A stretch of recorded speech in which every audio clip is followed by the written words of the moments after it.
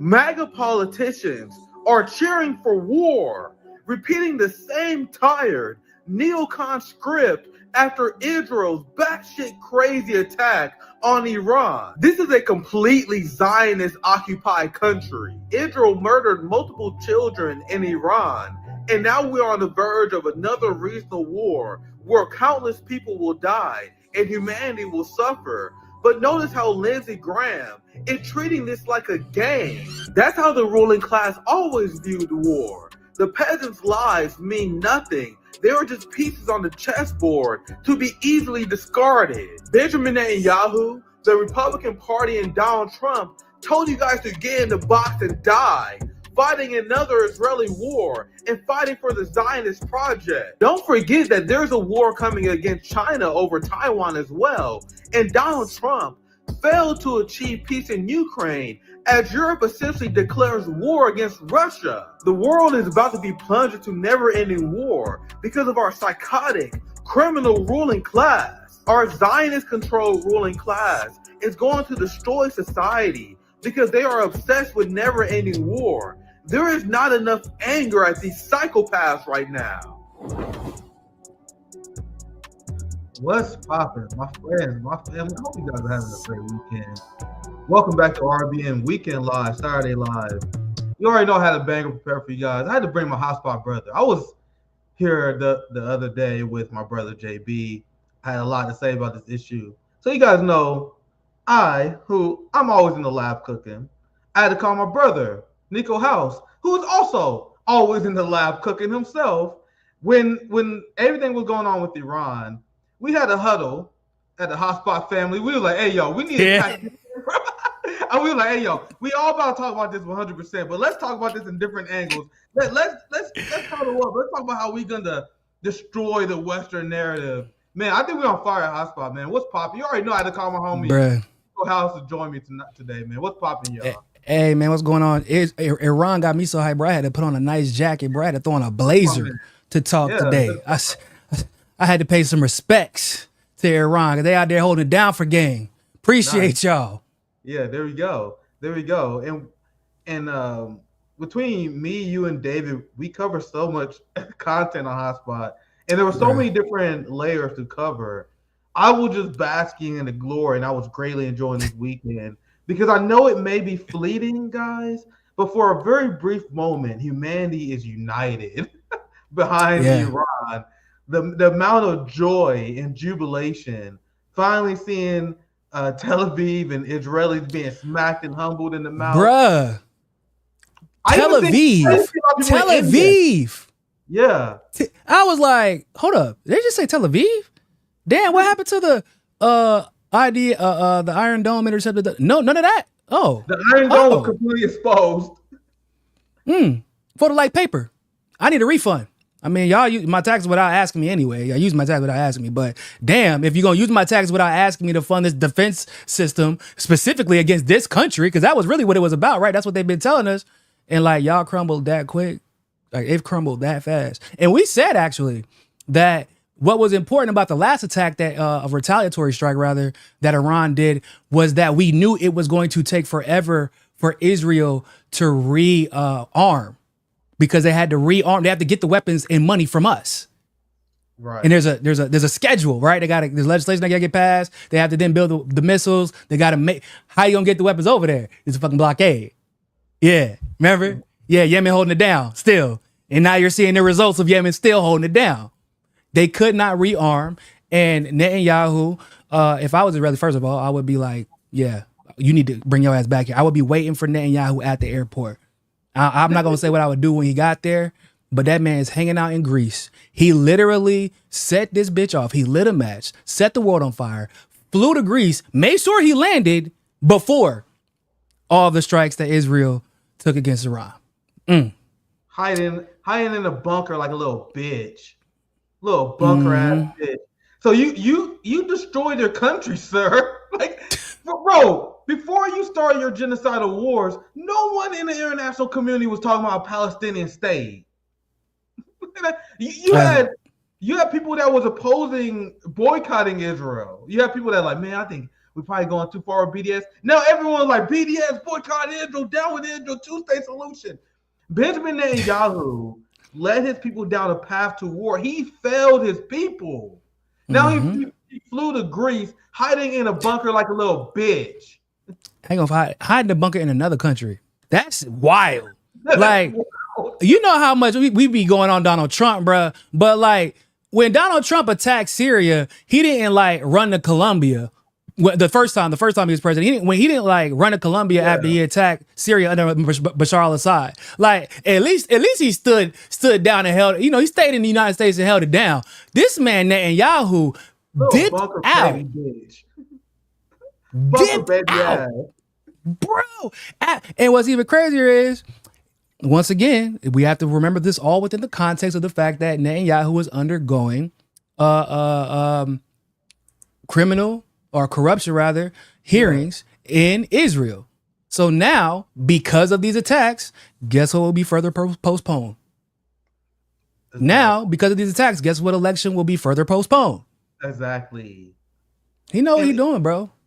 And a lot of these Israelis, they're too dumb. They don't even fucking realize what Netanyahu was doing. They've been protesting this motherfucker for 2 years, but they're so bloodthirsty, Niko. They still don't even, They're so bloodthirsty. They don't even know what they're protesting about. Themselves. They can't help them. They can't help him. So they're like, man, we fucking hate Netanyahu. He's so corrupt. He's ruining our society. But damn, man, we really want to kill some more Palestinians. We really want to. That's what be, bro. That's what be killing me. That's one of the things. That's like, it's like the paradox of watching the whole Israel situation go down. Cause we talk about this all the time. We're like, okay, like you're gonna believe the news from the same organizations that have been lying from you, the same journalists that have been lying to you for years, or believe this president who's been lying to you, or believe these these officials. But in Netanyahu's case, he's like one of the, if not the most unpopular president in Israel's history, right? They know how much of a corrupt liar he is. They know how much he's willing to do to save his own ass. There was even questions about the last election that he won. They don't even know if he actually won that election, let alone won it handedly to the point where he had a mandate to do everything he's doing right now. So you know he's a liar, right? He just admitted the other day, Nick, yeah, we're actually funding counter groups and counter militia groups in Gaza. Yeah, he admitted. He said, "What do you want to leak? The fact that I'm funding counter militia groups?" Hold up, what? Because I didn't even know until he said that shit. I didn't even know. I'm like, this motherfucker just admit that he's funding other, like basically what would probably be, knowing Israel, a terrorist organization to combat Hamas. And y'all are okay with that because y'all also found out he was funding Hamas, and y'all still like y'all didn't hear that. Then he launches attacks against Iran the first time. Or he attacked, the Iranian officials, which led to strikes in Israel again. And like, y'all continuously and constantly pay the price for a man who is lying to you. So whenever we're talking about the situation in Gaza, why would you believe anything he has to say? Anything. Like, I'll be like, look, man, you can even not like Palestinians, okay? You can have a little implicit racial bias, whatever, okay? But like, you want to die for that implicit racial bias because of Netanyahu? Because that's what's about to happen. Like, Israel's this close to being wiped off the face of the planet because the people who don't like this man are supporting everything that he does. Please make it make sense. It doesn't make sense. And people like Donald Trump is going down as a historical fool. Someone played by Netanyahu, thought he could play some sort of fighting chess. But we're gonna have Israel bomb Iran while at the same time we'll talk to Iran and have peace. Guys, the result of Trump peace negotiations, let's talk about it. This man tried to have peace in Ukraine, and Ukraine getting bombed. Try to have peace in Gaza, that didn't happen. Try to create peace with Iran, that didn't happen. He is a failed president. He is a failed make-believe peace president who's willing to have Americans die, fighting for Benjamin Netanyahu's interest. I think for the super chat, like, looking sharp, Niko, thoughts on these No Kings protests? What do you guys think? Seems like a lame lib action for virtual signaling. I feel like they're focused on the wrong thing right now, ain't they?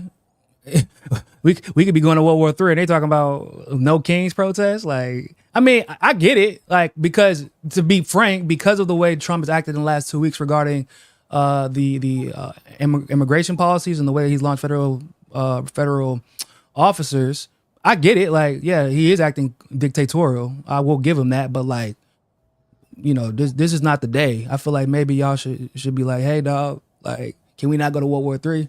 I feel like that should be, because what I will say though about this particular subject, y'all conservatives, y'all MAGA chuds who hate immigration so much, y'all must not hate it that much if you supporting this war. Because what y'all think about to happen? What y'all think about to happen? UK, y'all know Starmer just announced that he's sending military assets to the Middle East right now, even though Iran made it very clear, help them if you want to, we're gonna bust y'all ass. They made it very clear. And you're sending them anyway. He said it's preparatory, right? He says preventative. No, y'all gonna use it to help Israel, right? Okay, what do these right-wing nationalist Brits stay complaining about, Nick? Immigration. And because they are closer, they are landlocked, or they're attached to them, so it's easier for them to get there. Okay, y'all think this is going to help the immigration problem when all of the Middle East is in the Southeast Asia is discombobulated? No, you're going to make your problems worse. Exactly. I don't know what y'all think is going to happen, but that's what the result is going to be. You dumbasses. Like, I don't know. They're incoherent. I kind of like. I told you guys I gotta be careful how I say this because someone asked me about my thought about these protests. Not only am I not interested, they disgust me. You know what I mean? Because why are these people protesting? Oh my God, there are ICE raids going on under Donald Trump. There was ICE raids going on under Joe Biden, dipshit. So do you guys see why that disgusts me? So you only care because a Republican won.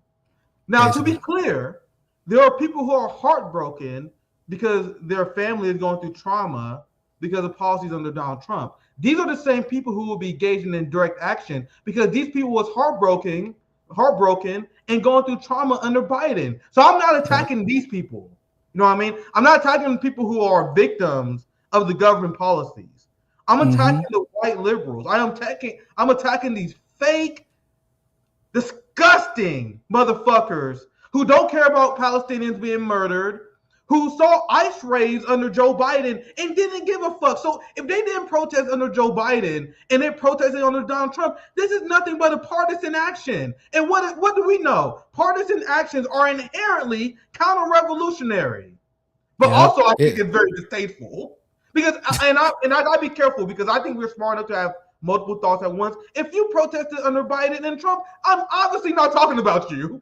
Exactly. You know, yeah. Exactly. Finney was out there. Much love to my sister Finney because she protested under Biden and Trump.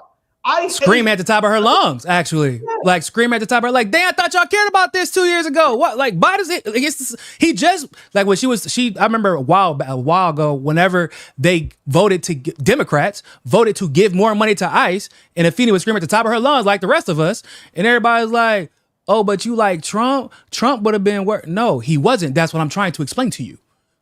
Like literally, I mean, just by the facts that we know, the Democrats are giving more money to ICE, more money to the feds, more money to cops, and y'all aren't doing anything except for saying, why are you bringing attention to it? Do you want us to end up with Trump and the Republicans? Well, what does it matter if we're going to have the same results? Yep. And what did I tell you guys when I was covering this extensively? Like, those were my lowest performing videos. Like whenever I would talk about that, but you guys know I didn't give a fuck. Like whenever I would do videos about ICE, whenever I did video about ICE, whenever I did videos about the rampant sexual assaults that was happening under Biden's ICE, those would be my worst performing videos. Like if I was averaging 1,000, those videos would do 200, but I wouldn't care. I would still do them anyway. You guys would roll your eyes like, oh, here's Nick talking about some depressing shit again, and I would still talk about it. And then when a Republican is in charge, I do a video about ICE, the motherfuckers get 5 times more views. Yo, it's so true, dog. It's sad, but it's true. Because I talk about it too. I'm like, bro, y'all like ICE is like they're the largest human traffickers in the world, bro. Like, yeah. I mean, Mexicans. I went to El Paso, and I went to Juarez. I was in El Paso and Juarez, and I learned while I was there that a lot of the Mexicans who have American citizenship and Mexican citizenship choose to live in Mexico. They work in the U.S. and literally, oh no, it's safer in Mexico. It's safer on the water side.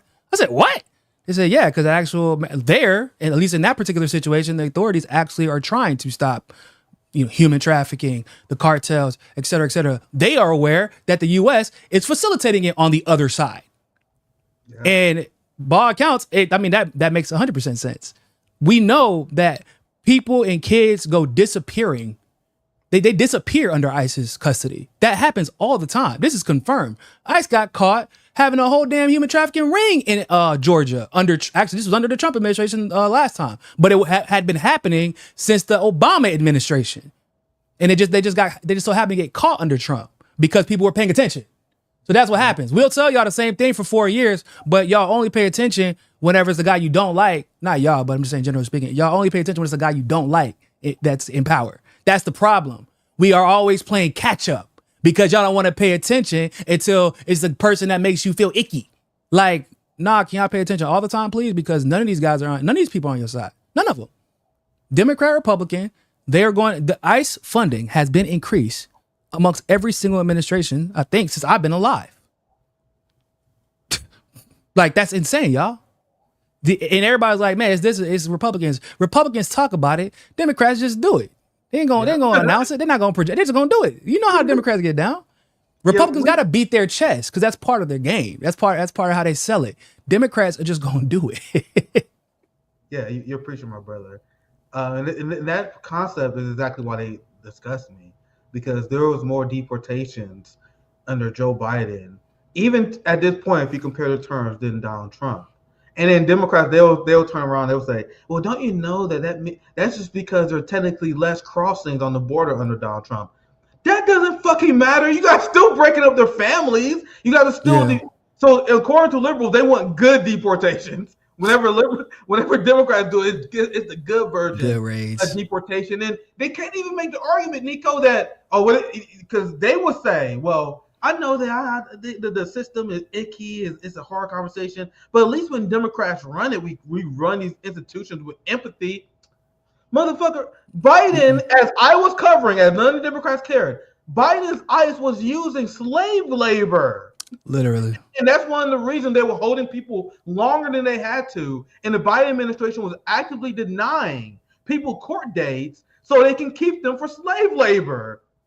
Talk about your passive. So that what liberals believe. That what Chuck Schumer believe. That the Hakeem Jeffries. We believe in a passionate ICE. And this is what liberals and people like Rachel Maddow, they believe that ICE is a completely normal functioning institution. But then the second that Republicans win, then it becomes fascist out of nowhere. But then once you vote, then Niko, all we have to do is vote. We go to the voting booth on election day. We vote for a Democrat. Then all of a sudden, ICE is not fascist no more. Isn't that funny, guys? They're compassionate. Oh, but the FBI or like everybody can ingest the fact that the FBI is corrupt. We know that. CIA is corrupt. Oh, of course. Police. Oh, of course. Like this is all the Democrats. Of course. Yeah, man. Like, well, yeah. ACAB. Blah, blah, blah. Okay. ICE. Well, hold on. Well, under Biden, it's different.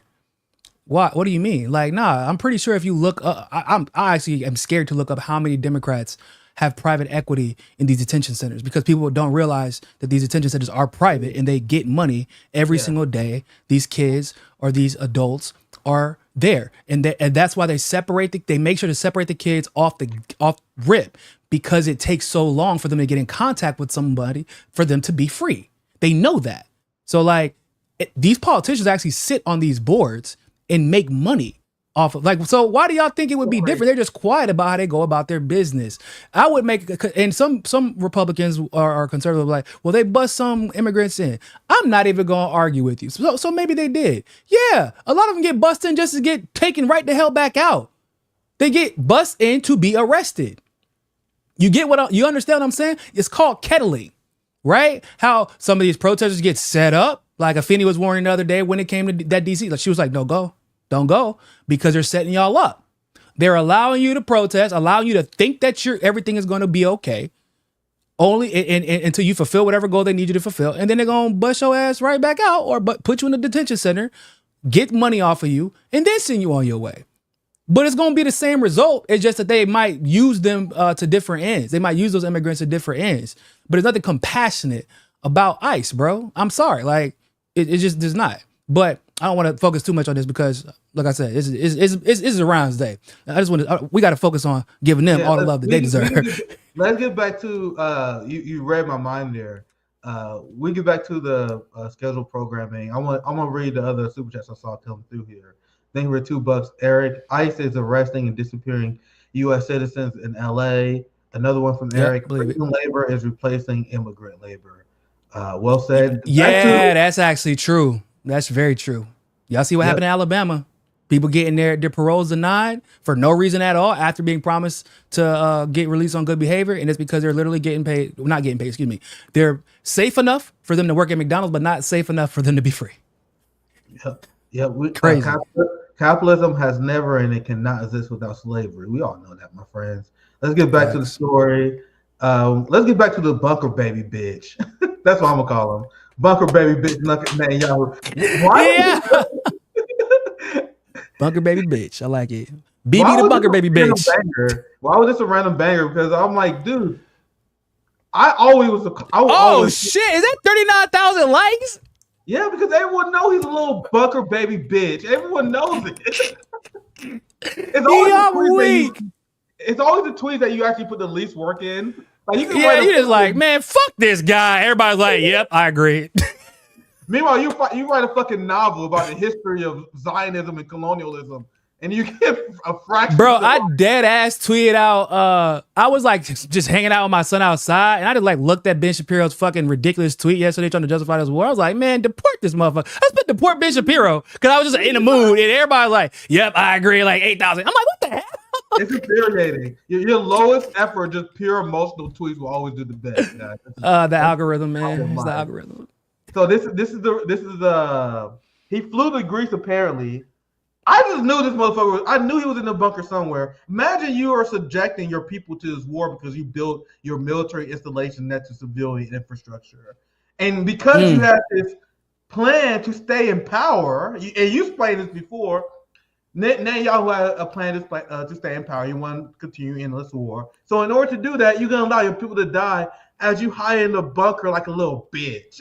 So this is something we got to emphasize. You know, it's anti-war propaganda, to be honest, whenever we highlight the cowardly behavior of the ruling class. Because speaking of cowardly behavior, Nick, so you remember that narrative that has gone around for quite some time now that it's Hamas that uses Palestinians as human shields, and that's why they have to attack civilians and civilian infrastructure. Yeah, did you see where those defense missiles were being launched from yesterday in those videos in Tel Aviv?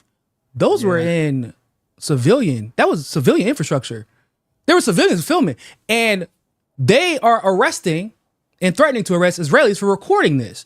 They're saying it's because it might give Iran a strategic advantage militarily. No. I don't believe that's why. I believe it because it shows, once again, the level of projection from Israel. That Israel is, in fact, guilty. That is a goddamn... Bro, it is a missile system designed to shield you.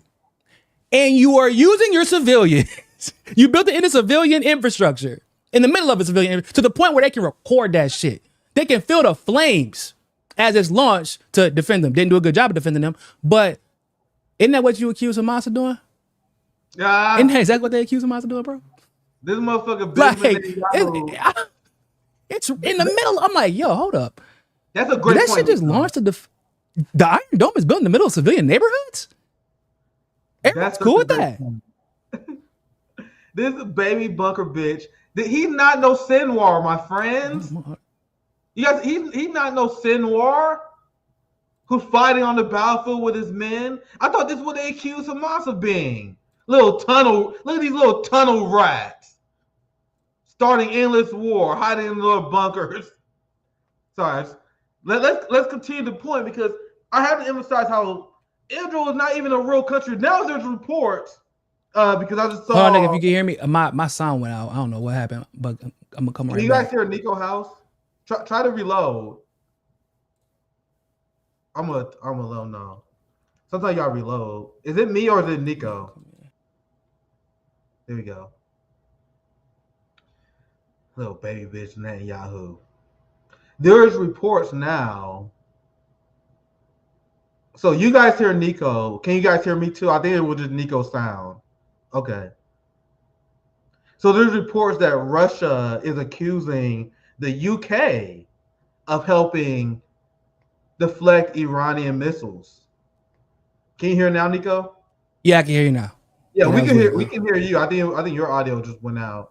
I was clowning Israel. I was explaining how Benjamin Netanyahu is no Sinwar. I mean, Sinwar fought with his comrades. Haven't had any food in 2 days. That's what the autopsy showed. At least 2 days, he didn't eat any food. Starving with his people, fighting with his people.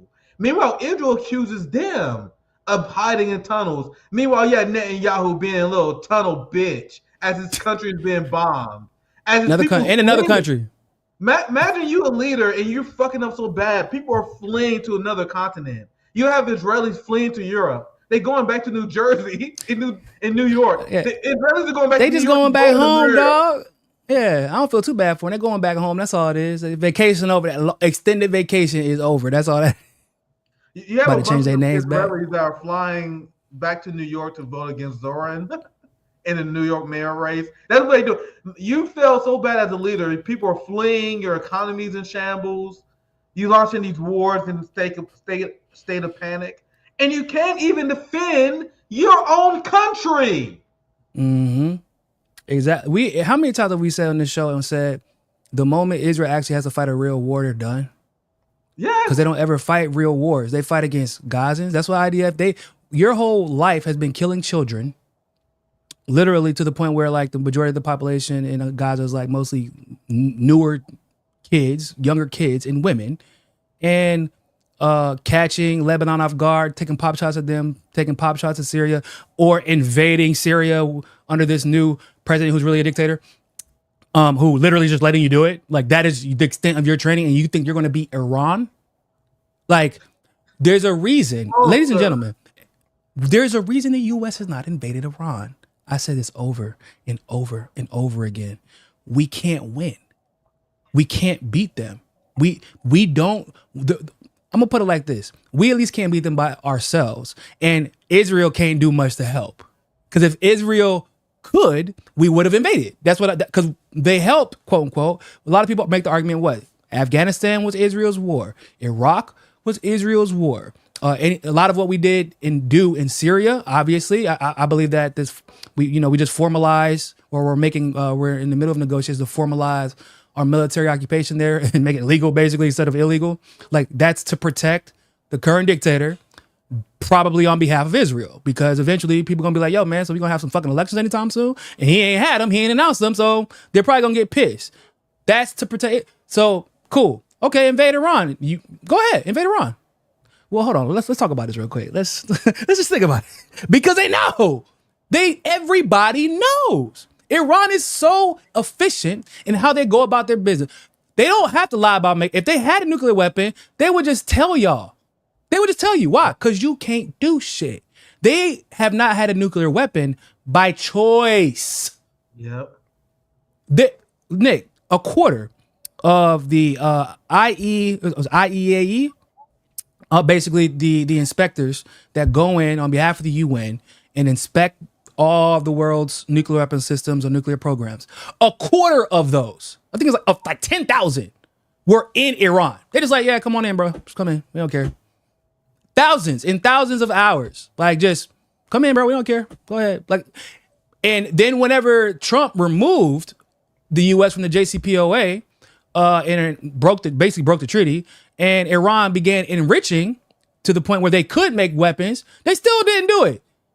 They didn't do it. And they sanctioned people, the United States sanctioned them, and they were still like, yeah, we really don't care. We're still going to keep doing it. Like, and they still kept funding whoever they had to fund across the region to counter U.S. and Western imperialism in Iraq and Syria and in Lebanon and other areas. Like, Iran still kept handling their business. Like, if they wanted a nuclear weapon, they would have one. But now y'all have pissed them off so bad that guess what Iranian leadership is now saying? Yeah, we need nukes. We're here now. We need them. They're going. They came out and said they're trying to convince the prime minister, hey, bro, we need nukes.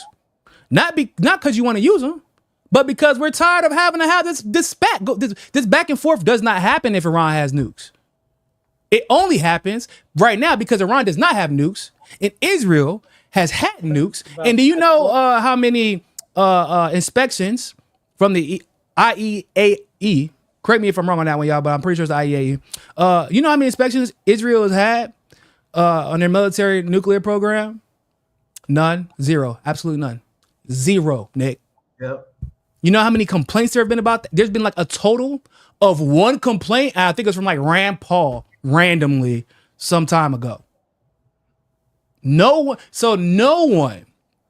wants to talk about this policy that Israel has of ambiguity. Literally, like if somebody asks, they just be like, that's their response. And everybody knows that Israel has a nuclear arsenal. They refuse to participate in the transparency they're demanding Iran participate in. And everybody thinks Iran is not everybody. Well, apparently most of the world now. They used to think Iran was a problem, not anymore. But for the longest time, they believed that Iran was the problem, probably under the belief that Israel was subject to the same level of transparency Iran was. But that's never been the case. Yep. Never. But look at what y'all have done. Look what you did, guys. Because now Iran, for this whole time, we're not doing anything. We're not lying. They're not lying. They have a process, or they've had a policy of, at least when it comes to the nuclear weapons program, of trying their damnedest to be fully transparent. And Israel used that to their advantage and used the information they got from the IEAE to bomb Iran. So y'all done fucked that up. I wouldn't be transparent anymore either. And now they're like, yep, we need nukes. So now we're one step closer to nuclear war. But who knows? Israel is kind of like, they're bitches, right? So like if another country did have the power to bomb them off the face of the planet with nukes in the same way that they have the capacity to, it probably wouldn't be as aggressive, which is why they don't want Iran to have it, because you can't just do what the hell you want to if Iran has the exact same capabilities, if not more, than you do. Because that Iron Dome ain't shit. We know. I hope y'all ain't relying on that. Yeah, and Netanyahu said if Israel falls, then humanity will fall. I don't know where they keep getting this from, bro. It's just so weird. They always say these threatening ass shit. Like, they will say, you have some other military advisors say some shit like, if Israel falls, it will come to a great cost to humanity. Like, they've been very open that if their colonial project fails, they will start launching nukes and shit. That's what it sounds like they're really saying, right? Like, yeah, if Israel falls, I believe that, yeah, maybe humanity would suffer, but not for the reasons everybody else thinks. It's like, yeah, because we're going to leak everything, and all of your faith and all the leadership that y'all have been putting your faith in will crumble. That's why humanity will fall. It ain't because Israel's like protecting us from GI. Like, y'all too busy funding it. How y'all going to protect us and fund it? Yep. So look at this. This is what you referenced. Where I don't know who this guy is specifically. Let me reference the tweet. You guys already know. Our friends at Hotspot always sharing great receipts. It's a military. MP Khamenei, urges Khamenei to build nukes, and he explains how Israel is attacking us without justification. And guys, you guys realize that Israel said that they are attacking Iran because they're negotiating with Trump in the United States? How does that even make sense? They're like, oh my God, the United States and Trump, the United States and Iran are negotiating. Quick, we gotta attack them. The fuck? How? In the corporate media, it's taking this at face value. They're like, yeah, technically, it was the perfect time for Israel to attack. They was worried that this is the time for Iran may enrich uranium. They was literally engaging in peace talks, begging for peace for years. And they're like, man, we think Iran is They didn't remove themselves from the JCPOA. Trump removed the U.S. and all of Europe was like, bro, what the hell are you doing? They actually are following every single rule we put in place. Why are you? Because it's gonna for the same reason we've been hearing literally since 1979. Because this isn't gonna prevent them from probably maybe making a nuclear weapon next 2 to 3 to 4 to 5 to 6 7 to 20 years. We don't know. Therefore, I have to pull us out. What? Okay. What? I don't believe that was actually Trump's idea. I believe it was Bolton's idea. Just like I believe it was Bolton's idea to assassinate Soleimani. And because of what we saw took place with Bolton in that spat that he had with Trump at the beginning, like, or towards the end. Like, man, he wanted me to use the Libya model in Iran. That was fucking stupid. Like when he started trying to expose Bolton after everything went down. So I'm thinking that pulling out of JCPOA in 2018 was actually Bolton's idea because it was intentionally to sanction Iran in preparation for a provocation. And at that time, Trump didn't want to go along. Not because he's a peace candidate or peace president, because even Trump knows. Even Trump knows.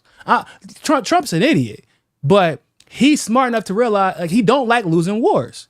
He don't want to fight a war that he's going to lose, and that will be his legacy. Okay, that's just what I believe. He might have. I believe, according to two Israeli officials, this is what happened. There was some strategic cooperation between the Trump administration and Israel regarding faking these peace talks or faking these nuclear programs talks to allow Israel enough time to prep to attack Iran. But like, that also shows you how scared he is of Iran. You're going through all this effort. Oh, yes. To tap him on the shoulder, basically. Yeah, and they didn't even dismantle their nuclear arsenal. Like, they keep spreading propaganda like, oh my God, we did big damage. Nigga, you scratched them. They confirmed, yes, Iran took a massive blow because Israel assassinated high-level government officials. Yeah, but that's I know it's callous to say this, but we thinking in terms of geopolitics, okay? In the terms of geopolitics, it's easier to replace the human lives than the nuclear. Yeah, and Iran specifically, because they're subject to this type of these types of attacks from Israel, where they're targeting their officials. They always have like a next man up. Yeah, but they deeper than the Indiana Pacers, dog. Okay, like for real. Dead ass. Like, why are we pretending like Iran is not who they? I had this conversation with somebody on Twitter yesterday. They were like, they think that Iran is underdeveloped technologically. They're too underdeveloped to go toe to toe with Israel. I'm like, where do y'all keep getting this idea from? This is propaganda. People still think Iranian women can't go outside, even though they got fucking scientists, nuclear scientists, women. They're like one of the leading countries when it comes to educating women. But meanwhile, people in the West still believe Iranian women are shackled at the stove. Not like people in the West, their mind is blown. And I'm saying this as someone who used to think this, like in my teenage years. As I became an adult, as I became more aware, my mind was blown when I realized everything I was taught was a lie. You guys know my background. I was ignorant. I was an ignorant American most of my life. Then I learned stuff like, hey man, they're actually very educated in Iran. The world is not filled with terrorists who are trying to kill us. You know what I mean? They're traditional. You know what I mean? They're traditional. Okay, so yeah, their women still believe in tradition. Like, that's their culture. Okay, right? Like, if the people of Iran overall want to move this, they have the ability to do so. They actually do. Like, their elections are way more legit than the U.S.'s elections, but culturally, it aligns with how they want to govern, and that's fine. But don't pretend like they're stuck in the Stone Ages and they're like you said, like their women don't have any rights and they're not allowed to go to school. Like, bro, no. Iranian women are some of the most intelligent people in the world. Actually, yeah. I've never met a stupid Iranian woman ever in my life. Like, and I lived in an area that is full of Iranians, Palestinians that principally come from Jordan. Like, bro, Iranian women are geniuses, and you like engineers. They're like, they don't like they're just like being academics. Like, no, they're like pragmatic, practical application geniuses, and they get credit for it too. I saw some Washington think tank. They were trying to attack Iran because they're like, is Iran forcing their women to get STEM degrees? Okay, so first you guys criticize them for keeping women inside. Then they decide to educate the women, and then you're like, oh my God, I think they're forcing the women to get degrees. That's the level of pettiness of our propaganda. And I remember, and this is one of the things that broke the dam for me like 10 years ago, a very long time. I saw a video at one of the top Iranian universities, and you saw a lot of these women there. A lot of them didn't have a headscarf. Yeah. You know what I mean? And I remember at the time, and I know it sounds stupid, guys. At the time, I was like, I thought they couldn't go outside without That's not true, yeah. Yeah, and then I realized that wasn't true. Yeah, and a lot of the times they just wear it for fashion now. Yeah. And remember, and I know it may blow the minds of a lot of these fake Western feminists who actually are anti-women, but a lot of Iranian women support it. Like the people who actually do wear the headscarf and all that stuff, they do it because they support their culture. Like it's not like they've been forced to do it, And they just can't come here and no, they must be forced by the Iranian patriarchy. So go ahead. I dated a Palestinian who wore a hijab, right? Now, in the beginning, it was her dad who forced her to wear it. Like, she was honest about that. And she was like, yeah, my dad just kind of like was an asshole, and it was kind of like a status quo culture thing. Then she actively, when she became an adult, she actually made a choice to take it off, right? But then, because she didn't like the way that that men would like look at her when she's on the street, and like, she just didn't like it. She was like, why are everybody looking at me like this? She chose to put it back on. She was like, I really would prefer like y'all not just be staring at me like all the damn time like I'm a piece of meat. And I'm like, well, now at least it's your choice now. And she's like, yeah. And as she talked to other women around her age, she said a lot of women had actually reached that conclusion as they got older. Now that doesn't mean they were like, yeah, you still have it's a patriarchy. Just like the United States is patriarchal, and it may not take the form of a hijab, but we see how American men get down when it comes to trying to control their women. It just looks different. Like, so let's not pretend. So, but yeah, a lot of them, they actually believe in this. I know it's crazy to believe, but yeah, they believe something different than you do. They don't want to be buck naked with their ass cheeks out and posting on Instagram trying to do a little something strange for some change and some OnlyFans. Oh my God. Probably why their fucking society is doing so much better than the U.S. at this point. Yeah, that's what right. That's what they really think. They really think that liberation of women is the ability to have an OnlyFans or something. That ass, bro. Go ahead, Nick. I don't support the exploitation of women through sex work. I just don't, because at least in the U.S. and in the state of capitalism, because it's an inherently oppressive economy. In other words, you're not actively making a choice. You are making a choice based off of the options that you have and the opportunity or lack thereof. And you are exploiting the fact that men have the money overall, based off of the numbers, they have the extra money to spend and are willing to spend it on women online, and you're taking advantage of that. If you had more opportunity, you knew if I went to go apply for this job as CEO with this other man, and we both, all circumstances being the same, we have the same chance of getting this job, you probably wouldn't be performing on OnlyFans to get your degree. Like, you would just go try to get the job that you can get, knowing that you're going to get paid or have a chance of getting paid the same that man's going to get paid. But you know that you don't. You know it. Right? That's why they be in Miami, they be chasing yacht boys. Why aren't the women buying the yachts? Because they know. They're like, I'm not getting the same opportunities, even in the finance industry. Bro, I talk to these women, they're like, bro, I found out this dude's getting paid more than me and I'm better than him. And I'm like, damn, that's crazy. Even at that level, they're like, yeah. So you can't, that's why it's not that I don't support you. You can be as liberated as you want to, but at the end of the day, I'm not going to support the exploitation of a woman just because like you're a liberal and you're like, oh, I like being naked. Be naked, okay, but whatever. But don't criticize them for not wanting to be like that. We talked about this before. You guys know the Marxist argument. We don't support the sexual exploitation of the working class, but we also have to have a scientific analysis of our society. And the neocon right, they use this as an excuse to explode a police state. And I don't support a police state solution to this problem, because exactly what's like, if we're gonna say, I don't want you to create an OnlyFans, I don't want you to engage in prostitution because it's bad for you, how the solution to that is to criminalize that? Yeah, you can't criminalize it either. How the solution is to, oh man, I want to protect you, so the solution to that is to throw you in prison. You guys see how that doesn't make sense either?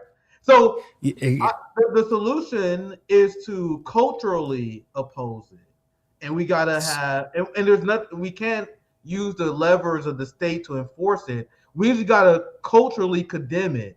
And I know people are like, Nick, what are you talking about? You proved no, fam. It has gotten out of control, and it is a symptom of our broken capitalist system. And I was about to do a hospital video on this. I decided not to, but I had the numbers, and I dug up while you were speaking. Now, you understand how bad it's gotten since the COVID pandemic?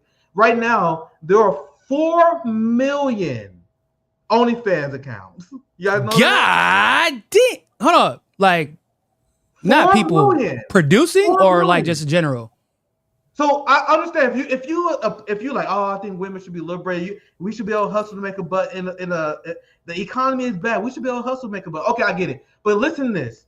4 million, and you guys know how much it increased by in 2023? We don't even know the numbers. I don't know the numbers of last year. I knew this because I did my research. 2023, out of the 4 million, added 1 million OnlyFans accounts in 1 year. Hey. What does that say? Well, that economy was looking pretty bad in 2023 too. So my argument is getting out of control. Like it's to the point now where if you are against cracking down on sex workers, I'm against that. I'm against the police state cracking down on these people. But we got to be at the point where we culturally oppose it because it's getting out of control. Like we gotta take the necessity. We have to take the necessity. Like that's what we have to. We have to remove the need for it. In other words, we need to make sure that equity of opportunity is available, and that there isn't a need for it. We know that finances, unfortunately, influence relationships and the ability to have a relationship and maintain one. And it's not even necessarily like, oh, she just wants money. No, I'm saying like literally, why do people get divorced? Because they fight over money. Because it's a survival instinct. It's not like even necessarily like that person just wants money. I need a partner where I know that we're mutually going to work towards our survival. And unfortunately, in the capitalist system, that requires income or the ability to make income and make sure that it can sustain your relationship and your family. We need to make sure that that's possible, and people will be less likely to engage in that type of behavior, whether it's producing content or watching and paying for it, right? Because there are some people that just pay for it as an escape because they don't got nothing else. That little bit of money they got goes towards OnlyFans to talk to some random girl because they ain't got enough money to go out the house and go to a bar to talk to one in real life. And they don't got an apartment to bring it back to. This is the world we're living in. And to bring it back, you want to know why it's the world we're living in? Because for some reason, Congress thinks that Joe money should go to give him all that money that could be invested back into the economy in the United States. Yeah, we're just going to send that shit to Israel. Yeah, we're going to send that to Israel. Yep. We're going to send that to Ukraine. We're going to send that to our UK for all y'all. I know y'all going through it right now too. Starmer already announced he's about to send $15 billion to Ukraine. They're sending military assets to. He announced today sending military assets to the Middle East to protect Israel, bro. Jesus Christ, bro! Israel got the ultimate OnlyFans account. That's what I feel like, low key. Like, dog. Like, I actually found what I referenced, and I'm gonna get back on topic because I still got quite a few receipts. I don't know how much time you got. I'm aiming for 90 minutes though. I aim for around 90 minutes. We still got quite a bit to cover, but this is what I was referencing. Look at this. This is crazy. This is why I'm not even approved. But I think as people who advocate for the liberation of workers, including women workers, we can no longer support this. There are more than 4.1 million OnlyFans creators, and the platform added 900,000 in 2023 alone. Can you guys imagine what the 2024 number is? I bet it's over 1 million. So over 1 million women are signed up to OnlyFans every year because our economy is not. Bro, that's creator accounts, dog. That's wild. I'm thinking like, okay, maybe it's a mixture of both. No, those are creator accounts. Yeah, these are people who actually make content, right? Am I reading that right? Yeah, these are people who actually engage in content. Not just people scrolling. Oh, I saw another one. I can't remember the number, but it was planning. I think the number is like $7 billion. The working class spend on OnlyFans. They make $7 billion. $7 billion? Yes. Imagine what we can do with $7 billion. That's damn near more than what Doge was able to save. Hot damn Doge. That's crazy. Let me fact check myself. I'm gonna type in OnlyFans revenue. I'm not gonna $7 billion. That sounds damn near low. And we put in images. This shit gonna get really squirrely. That's a year, dog. Oh my God. Oh Jesus Christ. $6.6 billion. That's in a year. Jesus, guys. So you guys see what I'm talking about? It's not about being a sexual prude. It's talking about how this is becoming out of control. And we need to engage in class warfare to prevent women and even men. I'm being kind of sexist here. It's men too, because there are a lot of men, OnlyFans content creators. Like, I advocate for the most pro-family policy of all time, and I always go after right-wingers because I want families to be able to have one breadwinner. What happened to that, America? Yeah. Remember when you were able to have one parent at home? Not even about like you're like, oh my God, you have all these male chauvinists, whatever. That I miss the days when women stay back home and make sandwiches and knew their place. Motherfucker, they couldn't do that right now if they wanted to. I swear to God. One breadwinner family. But go ahead, Nico. I'll give you last thought, and then we get back on track. I as a person whose wife stays at home, I agree that my family dynamic would actually be completely and totally different if my wife was forced to work 12 hours or 10 hours a day, just including commutes and everything. Like in the US, you have two parents with degrees a lot of the time working great jobs, and both of them have to work, which means like a lot of your money is going to daycare in the beginning of the start of your life. Hard to save money, bro. Whoever's paying for daycare, y'all know. Every time you get a raise, somehow, I don't know how they know, but your daycare knows, and them prices go up, right? You have less time to spend at home helping your kids with schoolwork, helping take care of the house, spending time with each other, and like because like people tend to forget, like when you're married, your marriage is actually separate from your family. If that makes your nuclear family. Like my relationship with my wife is not the same thing as my relationship with my wife in regards to my kids. Yeah. We're not talking about the same things when we're by ourselves. We go out of our way to be husband and wife when we're as we're going on about our business. Like you can't really do that if your wife has to be at work all day. The days where somebody can be the breadwinner, somebody can be there to support and take care of the family are long gone in the US, and it shouldn't be that way. It shouldn't be that way. It's if you want it like that, that's different. And if the schedules work out, but like most people would prefer one person being able to be the breadwinner so that somebody can stay back and hold the family down. And it's better for the family and it's better for the kids' development, and it would be better for society overall. That's whenever the middle class is doing the best, to be honest. I'm just saying. Yeah, all these low IQ capitalists like Elon Musk, like we need to have more children. The birth rate is so low. Why do you think that is? I would love for women or men to be able to be a breadwinner, a stay-at-home parent, and I think that I honestly I'm showing my. I'm all about being stay-at-home dad. Shit. I think that's probably best for children. I don't know. Maybe I'm too old-fashioned, but I think that's best. You know what I mean? Look, Nick. That we have like my son. Their children, but Nico, my son. Well, by the way, shout out to my oldest son. Just actually got a perfect score on his English midterm. Don't ask me why 6-year-olds are taking midterms. Don't even ask me about that. But that's a different conversation. But he got a perfect score on his English midterm. And my baby, my 13-month-old, this man is opening front doors. Okay, which is weird. He understands everything we talk to him, say to him. He understands in both Portuguese and English already. Okay, he recognizes music, the difference in music, right? Like he'll know if I'm listening to hip hop, American music, and he knows whenever I'm listening to Brazilian music because he doesn't really like Brazilian music all that much at the moment, and he makes it obvious. When he wants to eat, he'll start crying a little bit, but then he'll realize, I don't think they know I'm crying. He goes up to his mouth and he goes like this. The cage to the garage to block the stairs, that don't really work anymore because he watches and is so observant because we're always in the house and we don't let them use iPhones or iPads or nothing like that. So he has to be observant because there's nothing else to do. So he knows how to open his playpen. He knows how to open the garage. He knows how to open the door. He even knows that you have to use the keys at night to open the door. He literally goes and gets the keys and tries to put the keys in the door to open the shit because he's been paying attention and because both parents are in the house all the time and he's constantly watching one of us. Yeah. So if I was at work, he would still be watching his mom, or if she was at work all day, he would still be watching me. And it's done wonders for the development of my son and my stepson who didn't have both parents in the house all the time. Like the difference between when after me and his mom got married, And before, she's like, I can't. It's like a different child in 2-3 years. It's a different child completely. And I'm like, oh yeah, that's what happens when you have both. Like when you have somebody in the house to take care of the family. That's it. That's what happens. That's why the once again the dipshit low IQ conservatives like, oh, why are the black men? Were they not with their family? My dad was working overtime. He wasn't available. My mom was working her job as an accountant. And I remember there was a point where we were struggling so bad.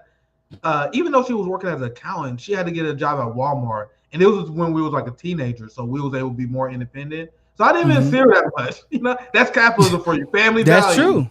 But let's get off. We can continue riff on this all day. But for the sake of your time, just as a point of order, anybody who says that at this point is lying because black men are actually statistically the most involved in their kids' lives than any other group. So just let everybody know. Yeah. Once again, we can riff on that topic a whole stream on itself. I'm doing it just to be respectful of your time. Cause we still you good, man. I just had to let that look because I don't like when people black men that were we were. There's a few receipts I absolutely want to get to. Go ahead. I know it's Saturday, so if you got dips, just let me know. But I'm having. We good. I'm having a good time. I got to 5:30 my time, so we got like 30 more minutes. Cool. So let's get on topic. I tell you, I love having Niko on. We can talk about anything, man. We can have a they know how to do about geopolitics. But anyway, let's get back to. I'm gonna start here. Cause I was like, damn. What the fuck did I leave off at? Let's start here because I was talking about how the United States was helping Israel, and as I suspected, and I had Glenn Greenwald on, and I've been talking about this for weeks. It has been a common theme on RBN because I was a nerd who just enjoyed talking about it. Was the Netanyahu-Trump breakup real? And I kept telling you guys, I don't think it's fucking real. I think it's fucking bullshit. I said it's fucking bullshit from the very beginning. They may have strategic differences, but they are generally aligned.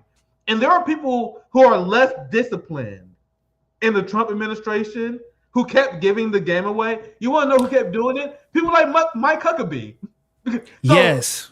Apparently, according to the stories, the Israelis was urging Trump to stop publicly saying that he wanted to escalate against Iran in public. They wanted Trump to stop saying that he's going to bomb or support a war against Iran. That's when Trump started saying he wanted peace. It was a coordinated strategy. Meanwhile, at the same time, Mike Huckabee, as they were pretending to have his tension, he would come out and say, hey, guys, that reporting is bullshit. We actually 100% down with the Israelis. Can't believe everything you hear. Like, what? Okay. And they were like, hey, you fucking dipshit, you're not supposed to say that out loud. So guys, they gave up the game many times. Hey, look, what Cat Williams say? What Cat Williams say? Huckabee sounds like some bum ass weed. That's exactly what he was. That boy was smoking some bum ass weed. Like, hey man, I don't know what they talking about. We still with them. I don't know. I just talked to Trump yesterday. I don't know where he getting this from. Hey, dude, they were trying their best, dude. They were trying their best. Pete Hegseth, he was like, hey man, we would love to have support the Israelis, but we gotta make a deal with Iran. We gotta do what we gotta do. It was so obviously bullshit. You can tell it wasn't even their heart because they're not used to talking about peace. Their heart wasn't in it. I knew it was full of shit. So the point is, the United States was always with Israel. They will always work with Israel. Israel cannot engage in this war without the United States. They couldn't even fight Hamas without the United States. I can find the receipts I showed you guys before, but you had an IDF official who was playing, like one of their chiefs who was playing, they wouldn't be able to fight Hamas for longer than 6 months without United States support. So, and I'm not talking about I've seen estimates where it's less. It's like 3. I've seen 3 months. Let me find it. Israel. I'm gonna see if I can find that receipt. They literally like if the U. I remember reading the article and they were like, yeah, man, if there was if the U.S. should stop giving all funding, all military aid to Israel, like they would have to stop fighting between 3 to 6 months. I'm like, what? So basically, the only thing that's sustaining Israel's genocide is us. There you go. And you guys realize I'm not even just talking about weapons and bombs. This is Haaretz, by the way. Helping with AI targeting, guys. Without the targeting, without the intelligence that they give, intelligence, God, how much that cost? You know what I mean? They get free intelligence from the United States. They get targeting using advanced AI systems for pennies on the dollar. Dude, the Israel is a fake country. Remember my sister Josana our dear sister Josana, who's killing it in Brazil, she used to say Israel is fake. Israel is not real. She used to go on these rants. Israel is not real. Then before the genocide, people were like, what the fuck you talking? Israel is not real. Cause it's true. Israel's not, and that's what she meant. Israel is not a real country because whether we like it or not, Nico, you get your legitimacy as a state by either the support of the people or by might makes right. To be real, if the people don't support you, if your neighbors don't support you, they hate you. You still have a state if you're able to defend yourself. If you're able to maintain. That's the only legal, so according to international law, like the only way that you can actually be considered a sovereign state by international standards is you have to be able to be self-sustainable, and that includes your military. Like that is a fact. I was kind of surprised. I'm like, damn, for real. So like, if you can't, like, yeah, no, technically speaking, if you can't defend yourself, you can't technically be considered a country, or other countries can decide that you aren't a country anymore. I'm like, well, that's kind of weird. And then I thought about Israel. I'm like, but Israel can't sustain itself literally at all without our funding. So what does that mean for them? It means they're not a country. They're not. They are the fakest. They are subsidized by the United States. Their healthcare is subsidized. They're only able to do this because the United States provide defense for Israel. Mm-hmm. And that allows us to invest in things like social spending, like healthcare, infrastructure. So they're not even able to do this without the United States subsidizing them, without the United States supporting them militarily. They are not able to defend themselves, which shows that Zionism is a failed project. Yeah, like, they started a war. Netanyahu started a war yesterday, and Iran responded, and the U.S. had to launch missiles to intercept Iran. They couldn't even defend themselves from the initial strike, the initial response to Iran. And y'all think they're gonna be able to fight a war without us? Hey, Nico, I thought Zionism was about Jewish self-determination. Whatever happened to that? That's what. Shit. I can't tell, because only the people that be advocating for the Zionists specifically that advocate the most for these wars are in countries that are not Israel. They just like tweet from their couch. Yeah, man, go get them. Yeah, Favo, go fight Iran. Oh, like you on the way? You going too, bro? No. I'm comfortable here in the U.S. in D.C., in New York, in Australia. Like, so you're advocating for a war that you're not going to fight in, that you're not going to die in, that you probably will not really feel the repercussions of, at least not immediately. But you are super passionate about the fact that they must go to war to defend your ass on the couch. Like what? Self-determination? What's up? If you're trying to be self-determined, then I'm allowing you to, it's like, they tell you guys, like, black families back in the day, they just send your ass out the house at 18. Like, you just was gone, right? That's just how it used to be back in, my mom used to count out the days. Yeah, we need to send their ass about the house. Go ahead, man. See how y'all get along and see how y'all act when you can't rely on my bank account. And see how long the genocide lasts. See how long they keep up these bases in Syria, keep up attacking Lebanon, keep pissing off and testing the patience of Iran. All that shit will cease immediately. The United States is responsible for propping up all of the instability in the region, because we know that instability comes through who? Through Israel. And you have people, and I'm greatly enjoying the coverage from MAGA influencers right now, because MAGA influencers are in complete shambles right now. Because what did I tell you guys? I told MAGA and I warned them that Trump is going to be a one-term president. He's not running for re-election, fam. I know he's selling. I know he's making money. He's selling Trump 2028 hats, but trust me, he don't want to do this shit again. Do you guys think Trump really gonna want? Do you think he at what 87, 86? I don't know how old he's gonna be in 2020. But you think at that age that Trump really want to do this shit again instead of just partying, doing fucking chilling at Mar-a-Lago, doing golf? No, he's done. And do you guys think that Trump really cares about the future of the Republican Party? So you guys have zero mechanisms of holding Donald Trump accountable. The time to hold Donald Trump accountable was actually when he was running for re-election, like, which we told y'all, and y'all didn't want to listen. We're like, y'all not gonna ask him about this shit again. Not only do you guys vote for me again, I won the popular vote. I'm done, idiots. I'm going full-fledged pro-Zionism, completely lying to my. Oh, you think I'm gonna release the Epstein files? Oh, you fool! You already voted for me, dipshit. Not doing that either. JFK, you're going redacted. Come on, bro. Look, drop Israel. How military escalation with Iran divides Trump's base. The cope we are seeing, because we have been discussing how MAGA is going through this little, I call it a very one-sided civil war. On one side, you have the quote-unquote anti-Zionist MAGA supporters who have zero power and zero support among the Trump administration and the Trump movement, but they make good content in support of Trump. They get likes and retweets, but they got no structural power. I'm talking about the Tucker Carlson. I'm talking about the Dave Smith, the people who support Donald Trump, who we are anti-war. We're gonna bring American first policies. Meanwhile, Donald Trump don't give a fuck about any of that. Which is wild to say with Tucker Carlson, right? You would think, like, as loyal as Tucker has been, that he would, but not. And Tucker is influential in the media sphere, but not. Like Laura Loomer has more influence over the Trump administration than Tucker Carlson, which is actually like a fucking shame when you really think about it. Like, who is this woman and why? Oh, because she just literally says whatever Trump needs her to say at the time, and Tucker be pussyfooting, right? Like he was willing to say, like, we can't go to war with Iran, we shouldn't go to war with Iran. Trump shouldn't listen to anybody who's telling him to go to war with Iran. But like many people have mentioned, like, but why don't you admit that like Trump was part of this plan to go to war with Iran? Because it's obvious, right? Like it's obvious based off of everything else we've seen. It is obvious that he was part of this plan.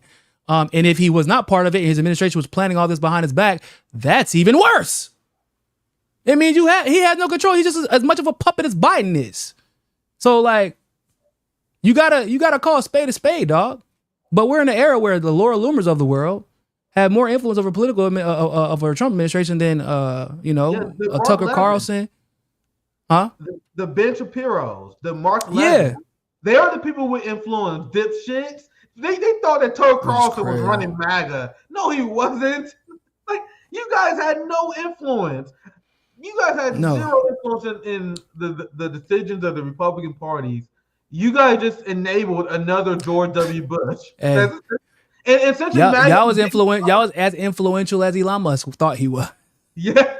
The MAGA has shown to be a completely fraudulent movement. It was a great plan by the establishment. You got to give it to them. It was an amazing way to get disenfranchised poor white dudes back into the George W. Bush Republican Party was dead. The Republican Party was dead after Barack Obama. So what was their plan? Trumpism. Let's get them edgy white dudes back in the party. And they said, hey man, y'all see what Bernie doing over there? Hey, how about we do that shit, but don't fuck them over. Like, let's do that. Because that shit seemed to be working. You see how much money he's raising? They make an entire organization. This is an economy over there that, bro, the Democrats are dumb. They should be propping this man up. Let's not make that mistake. Let's prop up Trump, even if we hate him.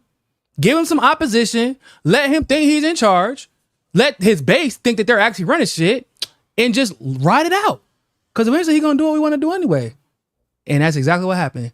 So you do got to give it to them. They ran a scam, and it was a successful one.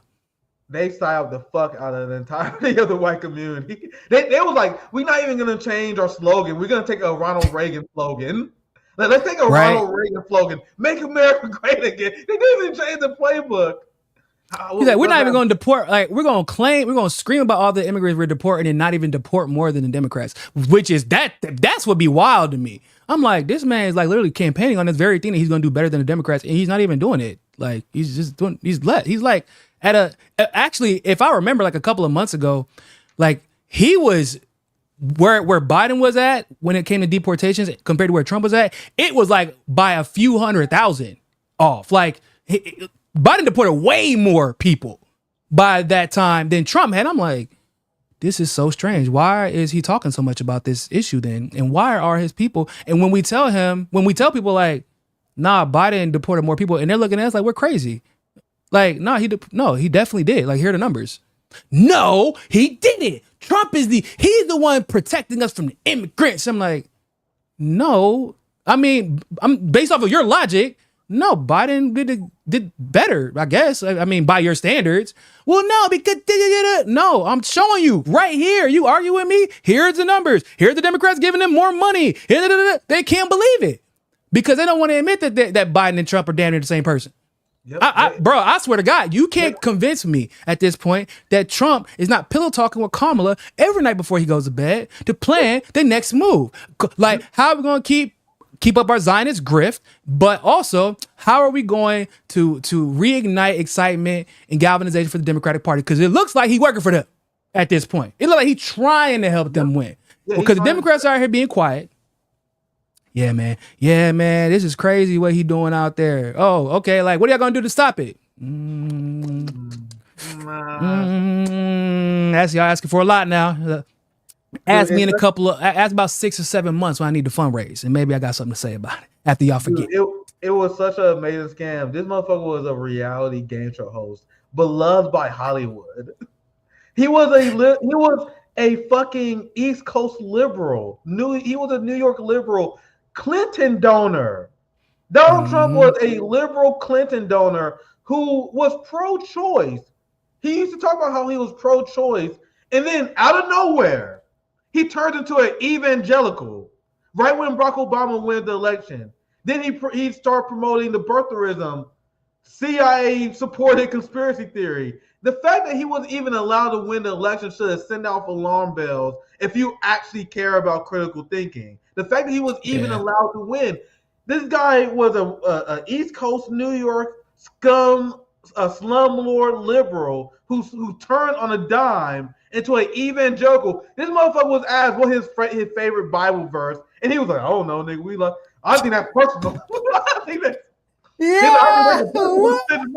Remember that? Oh shit! That's what we're talking about. And then the person interviewed like, "No, Christians, we talk about that all the time. Actually, we talk about our favorite person." He's like, "Nah, I think that's personal." So this guy obviously bullshitting. He's not an evangelical. You guys really think this guy who's multiple time divorced, fucking banging porn stars and hookers? Do you guys think he's really an evangelical? It's a con. No, what was crazy? No, Nick, what was crazy was how he out here like literally trying to pitch himself as an evangelical, and then you got these little ex-MAGA thoughts becoming famous for just posting themselves half naked and being like, if you support Trump and Christianity and the American way, like and retweet. And I'm like, yeah, I'm kind of confused. Y'all sending a lot of mixed messages here. Do y'all are y'all Christian, or like are y'all hoes? Are y'all pro? Like, what are we doing? Because the morals and ethos and pathos that they claim to support would be that of like somebody from Iran, for example, right? A traditional Muslim from Iran, and then they get on Twitter and literally show their ass. I'm not talking figuratively. I'm talking literally show their ass. It is the strangest thing. I'm like, y'all, even with Elon Musk, when you have like Elon Musk, you know, when he all of a sudden became this evangelical Christian because he became part of the Trump administration, and I'm like, this dude is literally in the middle of a public custody battle with his fake kid, or, you know, maybe it was artificial insemination or whatever. But like, and he like got another baby on the way, or he just had a baby with Yacarino, the CEO of X, right? Also like one of the most dystopian, anti-speech, pro-censorship advocates in the world. Like he got like 15 kids on every continent, and is unapologetic about it and engages in lewd behavior, and y'all like, yep, that's the idol I want. Yep. I'm confused. Or the same ones who support Andrew Tate. They're like, yeah, man, I want Andrew Tate support. The guy who literally admits to pimping out women online. Okay. I don't really understand where y'all at anymore. But you gotta see how it's a con. He went to drag show. This motherfucker he became an evangelical Christian out of nowhere. But let's get back to the topic. Which doesn't mean anything nowadays. Like, what does that even mean anymore? MAGA is a complete pure cope mode. And here's Tucker Carlson, who, when I was reading this tweet, I was like, oh, is he finally going to do it? Of course he's not. Of course. I'm spoiling it for you. Of course he's not. Tucker Carlson, just like Candace Owens, just like Alex Jones, the hilarious segment I did not too long ago, they have this conspiracy theory that Donald Trump is being manipulated and being fed bad info by neocon actors. Isn't this the same thing you guys said that Donald Trump did the first time he learned his lesson? They're like, I think Donald Trump really learned his lesson. He accidentally hired the wrong people last time. Now they're making the same excuse because Tucker Carlson in the year 2025, in the summer 2025, he just now realized, Niko, that Sean Hannity had more influence on Trump, not you. You don't realize that Mark Levin had the ear of Donald Trump, not Joe Rogan. But I think they know. But like, we can have more. Like, you know what that looks like to me? That looks like all the people who used to sign his paychecks, and like that looks like a list of people he upset at. Honestly, when you really look at it, it's Sean Hannity, Mark Levin, Rupert Murdoch. Like, this is all Fox News people. Yep. Yeah, it look like are you just salty that you lost your Fox News money? Is that what it is? Because that's what it seems like. Like he thought he was gonna have more influence when he does. Like, don't get me wrong, he does got like a lot of influence, but like not that kind of influence. And also, you knew he was taking this money before, right? Like everybody knew. We all got the same access to the FEC files. Like we all knew. Tucker Carlson, to his credit, is a well-researched journalist at this point in his career. So I know you knew. What did you think was going to happen? We knew who was influencing Donald Trump, and what was crazy is he did not only learn from his mistake, or it was not obvious that he did not learn from his mistakes from the last administration. He got worse. He literally picked the dumbest motherfuckers you could possibly pick, like Pete Hegseth. That man was picking this. Y'all motherfuckers in a Signal chat talking about like we can't forget that, right? Like purposeful leak, non-purposeful leak, they were in the Signal chat. JD Vance is the dumbest motherfucker on the planet out here pretending like he don't know who Peter Thiel is. Like he don't got a Netflix documentary. Like we don't know that they best friends. Like you weren't. Like he wasn't your mentor. Oh, I don't really know a lot about Palantir. They learn who he is. They're like, you heard about this Peter Thiel guy? I don't know, man. I don't really know about Palantir. Yeah, I don't really know about Palantir like that, man. It's not really my area expertise. No, motherfucker, he is your mentor. He is literally your mentor. You are the reason Peter Thiel and Donald Trump made up. Whenever Peter Thiel did not like Donald Trump, you are the reason, bro. That's exactly what they fucking say. Your impression that was fucking. That was. Watching that interview. I'm looking at this shit with I'm like, is he trying to pretend he doesn't know who Peter Thiel is? Hold that thought because we're gonna get there. I love where you're going with it because we know this story, and you notice all the people that helped Israel repeat this narrative because we know now that Trump and Netanyahu was working together to help Iran lower their guard so they wouldn't be ready for Israeli attacks. We know that this was another Israeli operation. They are bragging about it. So you want to know who was going along with this and was helping the Israeli operation out? People like Alec Jones, people like Candace Owens, people like Tucker Carlson, who for the last 2 weeks, they've been having a field day with this story. So remember what I told you guys, and people thought I was being too mean, when I told you guys that Ian Carroll and Candace Owens, Alec Jones, and all these people are actually useful idiots for the Zionist regime. You know, the same people like Tucker Carlson. He says he don't like Hamas. He said he still loves Israel. He like the Israeli people. He don't like Hamas though. And I said these people are useful idiots for the Zionist regime. So then the Zionists do this operation where they're pretending that Netanyahu and Trump is breaking up. And guess who amplifies that? People like Tucker Carlson. People like Candace Owens. People like Ian Carroll. Let me show you this video. Now I want you to Ian Carroll be getting me, bro. He be pissing me he's a first of all, he's a fucking dumbass. Like he's an idiot. Like he's not a smart individual. He does decent research now that it's like super easy to do research. Like, okay, congratulations, you learn how to use AI like everybody else. Fucking congrats, I guess. But like where I don't care, like you can be the best researcher in the world, but when your conclusion does not match your research, you're an idiot. That's how I feel. Like that's basically what it always comes down to. And like his videos will say one thing, but then he'll be in the mentions of other people saying shit that completely contradicts the conclusions he makes in his videos. Ian Carroll is the Cenk Uygur of the tech bro right. He's basically a year late on everything because he supported Donald Trump and they was having rallies literally sponsored by Palantir. And then he was refusing to even say Palantir, remember? Ian Carroll, he was still the research of content creators, videos and shit they did a year before. And he would be like, hey guys, I did some research. I discovered something. Don't you know that Benjamin Netanyahu is corrupt, guys? Hey, don't you know that Israel's blocking the two-state solution? I dug into it. And this is the legal reasons why. Motherfucker, the left has been talking about this for years. And he would do a video. And then the people who've been behind on this are like, oh my God, Ian Carroll blew my mind. And then Ian Carroll, literally just a few months ago, he's like, hey guys, I just looked into Palantir and I'm kind of concerned. We was warning you about Palantir as he was endorsing Trump. He was endorsing Trump. And we were like, hey guys, why you guys supporting about Palantir? He was like, oh, you guys are into conspiracy theories. And then Derek Bose, remember Derek Bose? Remember the Derek Bose interview? I take credit. Like, you guys see how these people operate? But go ahead, Nico. Do you remember the Derek Bose interview? Whenever he brought up, he's like Peter Thiel is a problem, right? Like, yeah, he's like, you know, like Peter Thiel's a problem, right? Palantir, Peter Thiel, like this is a problem, right? And he's like, you know, like, no, it's a problem. Derek is like trying to give him an out, like, bro, it's obviously a problem, right? Like how invested he is in the campaign, like this, like, right? Come on, bro, I'm throwing you a fucking ball here, and here's your time.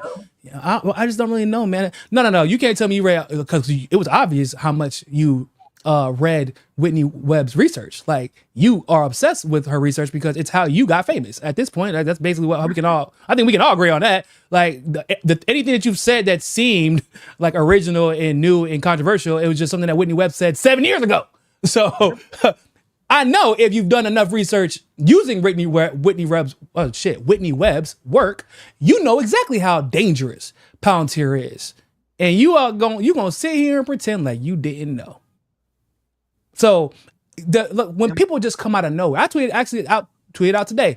I said, motherfucker, if you got an account that was made in 2024, you got 100,000 plus followers and twice as many tweets, bro, I know you an op. I know an op when I see one. I know an intelligence operation. It's a psyop. Because I've been on social media long enough, not just like as a political analyst, I've been on social media long enough to know how this shit works. And it don't really work like that. Not unless you're paid for it to work like that. And it's something else that we would justify it on, Nico. Like, it's one of the things that people now say, oh, damn, nigga, I thought you would just hate on this nigga Ian. I thought you would just hate him. Now they're like, oh, no, he actually is shady. This motherfucker, this is just him on Joe Rogan, repeating the Zionist talking points. We know now that Netanyahu and Trump wanted to pretend that they was having a beef. Here's Ian Carroll with his fucking fighting fast conspiracy theory. Listen to and can I just say, anybody with a mustache like this at between 30 and 37 years old, you cannot trust them. I just want to let everybody know that you cannot trust.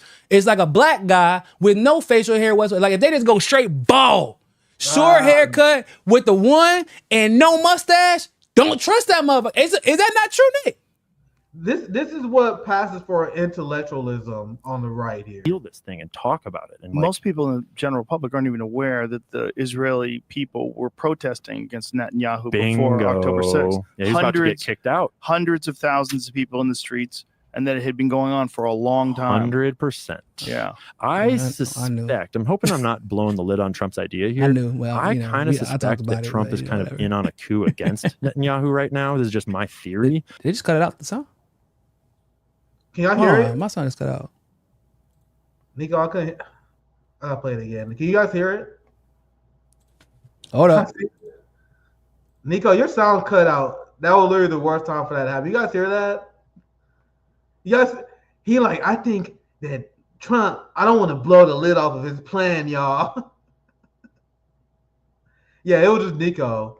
Hold me back. They trying to hold me back. Your cut out. Literally the worst time. Let me play the video again. You gotta hear this shit. This is what counts. I'll play it again. Sorry, I'll play it again for Nico. No, go ahead. This is what passes for a MAGA intellectual. I'll play it again. Feel this thing. For all the people who thought I was being too mean to this guy, this is the kind of bullshit he was feeding to the working class in this country, and people was eating it up. He's on Joe Rogan. He made it.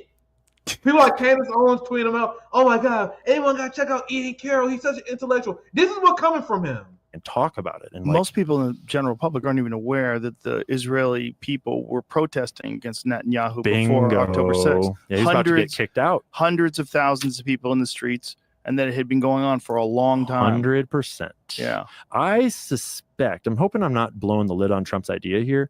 I kind of suspect that Trump is kind of in on a coup against Netanyahu right now. Donald Trump. This is what passes for intellectual content among the MAGA right. I think, and this is why I should support Trump, by the way. I believe that Donald Trump has a coup plan against Netanyahu. You guys see the bullshit that comes from the CIA JRE show? Why they won't get young men to support this Zionist puppet Trump? Do you know that Donald Trump he's engaged in fighting chess, Niko, to overthrow Trump and Netanyahu? There's so many people Joe Rogan could have brought on to have this conversation. There's so many people. So many. Like everybody else, like, why have you still not had Whitney Webb on? Like that, like people still want, because after that interview, you remember the outrage because Whitney Webb was like, she was trying to be gracious and was like, look, I'm not here to attack him, but like he is not representing my work the way that I meant for it to be represented. You know, like no shade to him. Like that? That's crazy. Yes. Oh yeah. Oh bro. No, it was a whole thing, dog. And they try to attack her. Like, you should just be fucking grateful that Ian even mentioned your name and gave you some credit. Like, yeah, after he got attacked for months because he didn't give her credit, they forgot about that part. And she still let the shit slide. Like, she let it, but because it was on Joe Rogan this time, but she was like, no, these are not the conclusions that I draw in my work, and I need to make that clear. And people started attacking her for being honest about her fucking work. Because he's on Joe Rogan because of the work, the research. Did Joe ever have Whitney Webb on? No, that's what everybody was pissed about. Like, if you want to have a motherfucker on to talk about Whitney Webb's work, why not just bring on Whitney Webb? Because it's not like Joe Rogan is compromised. Like, I remember I heard that a long time ago that people were like, we need to get Whitney Webb on Joe Rogan. He never had her on. That was over a year ago. It's crazy that he still haven't. Like, I know he heard the call. So back in the day. Remember when he was having on like Kyle Kalinske, he had on Crystal and Sagar, he had on Anna, like in that time frame. I have disagreements with him, but that's not the Cornel West. That was before the Spotify deal. So to be clear, that was before the Spotify shit. So we all know how that everybody knew what time it was whenever he got a Spotify deal.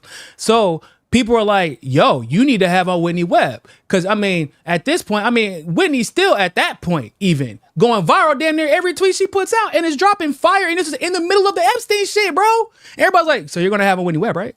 Okay. You're not, maybe it's limited hangout. Cool. You're not allowed to talk about these particular things. So then you fast forward. Ian Carroll comes out of fucking nowhere using Whitney Webb's work. And then people were like, hold on, didn't you not have Whitney Webb on because of you can't broach these topics? And you're telling us, oh, well, no, if it's just this mediocre fucking white guy with a handlebar mustache, then yeah, no, I can have him on. It's different. He doesn't actually know what the fuck he's talking about. So what does that say? Who gives Joe Rogan the okay to have this guy on? Because it's clear that Whitney Webb doesn't have the okay. I don't have the okay. Niko doesn't have the okay. Like, there's somebody had okay. Like, I told you guys this before. Bree, she told me she hit up Piers Morgan because she was like, she wanted to see me on the show, and it was like, nigga, you out of your goddamn mind. Yeah. So shout out to like, Bree for that, but who makes the call? You know what I mean? Who makes that call? So someone's making that call for Joe, and someone made the call that Ian Carroll's okay. You know what I mean? Yeah. But let's get back to the clip, and I want to get your thoughts. So this is big brain. This is big dude. I hope I'm not spoiling Trump's plans. Boy, what the these people. I don't want to drop a bomb here, guys.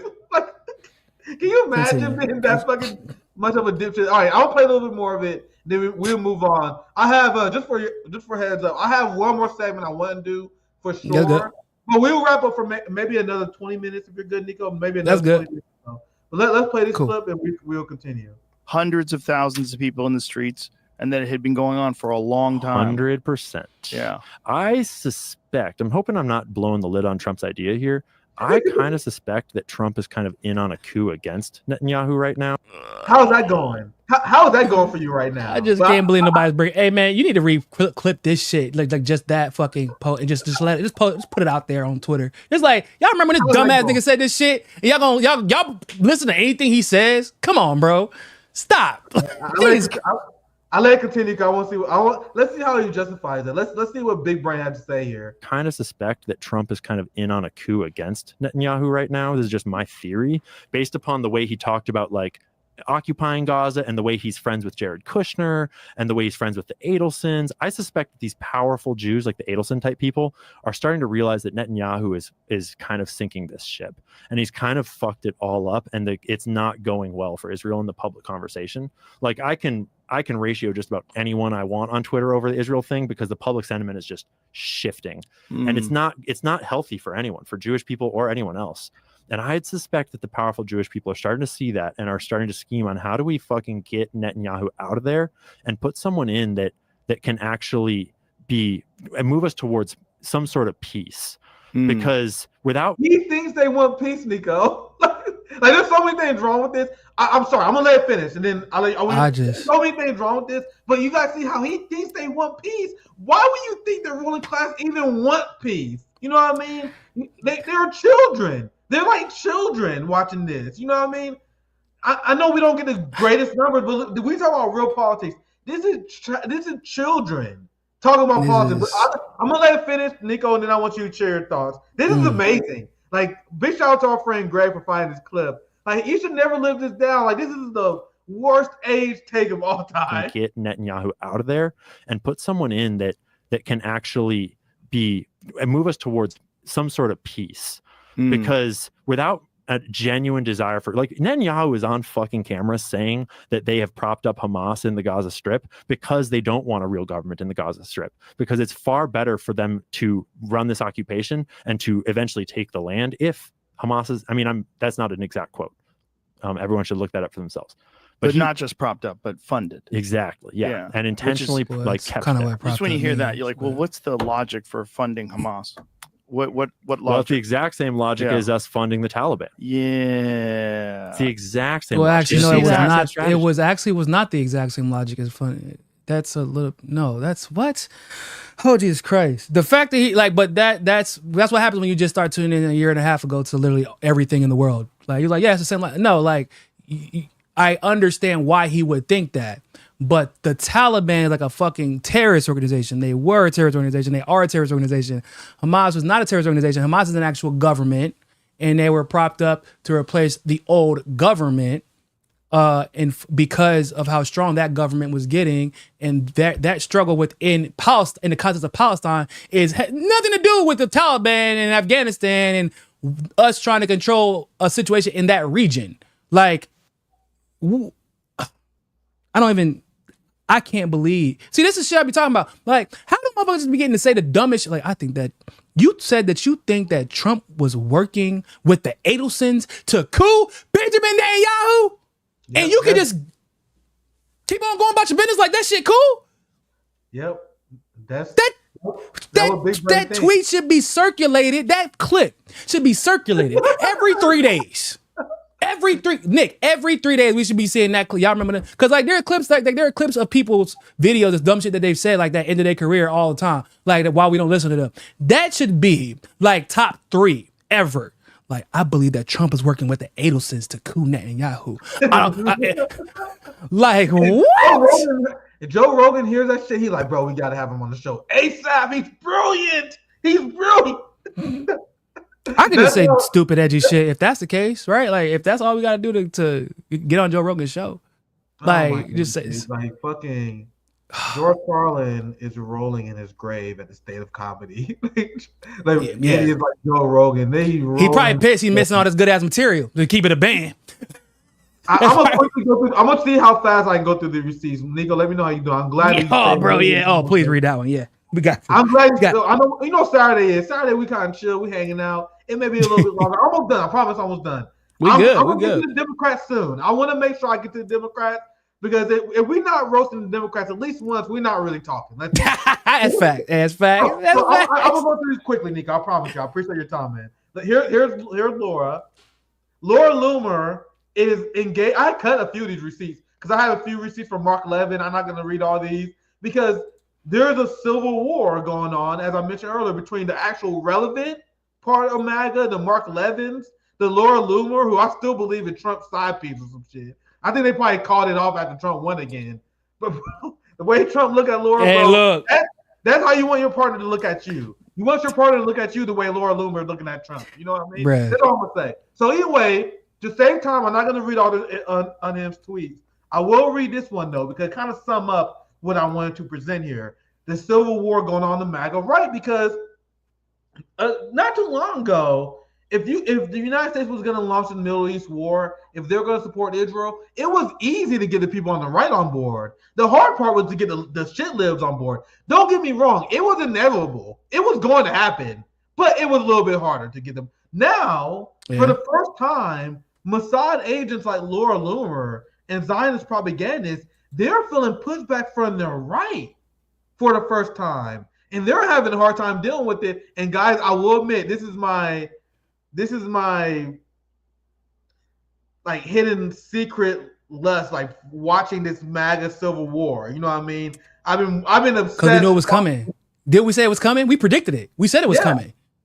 Like Laura Loomer and Nick Fuentes, they've been flaming each other. Like I've been watching this shit. Like, dude, this is glorious. Zionism is tearing apart the white supremacist community. Like it's great to see. So let me read the tweet. I've been hyping it for a while. A lot of right wingers LARP as America First, because according to Laura Loomer, America First is when you support Israeli wars. And guys, she is having a full-fledged meltdown. I can do literally an hour on this segment. More than usual for Laura, because she's always having a fucking meltdown. Let's be real, right? Bro, she's having a meltdown compared to the usual. Like, bro, because she's not used to.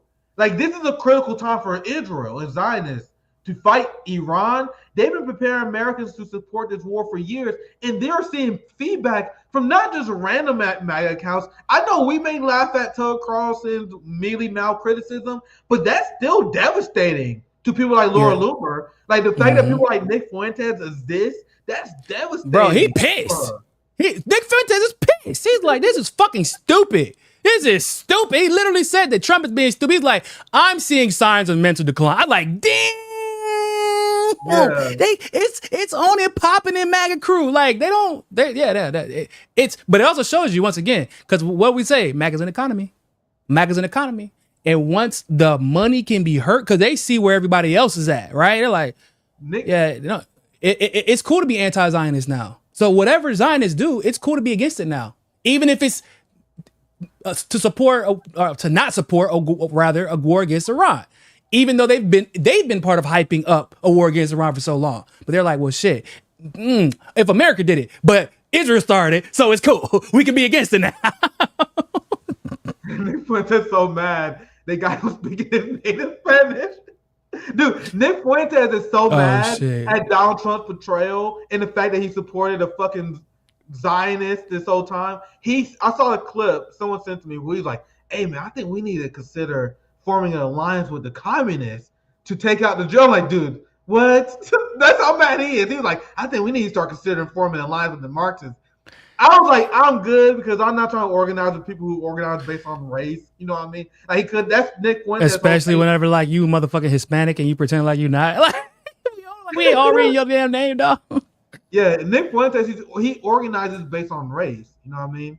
He's an apologist for Hitler, and Hitler cracked down on unions and labor organizing. And we always know that fascists would join the state to crack down on labor in the working class. That's why you can never trust someone like Nick Fuentes. And even though it's kind of weird because Nick and Laura Loomer, they parted ways on the protest too.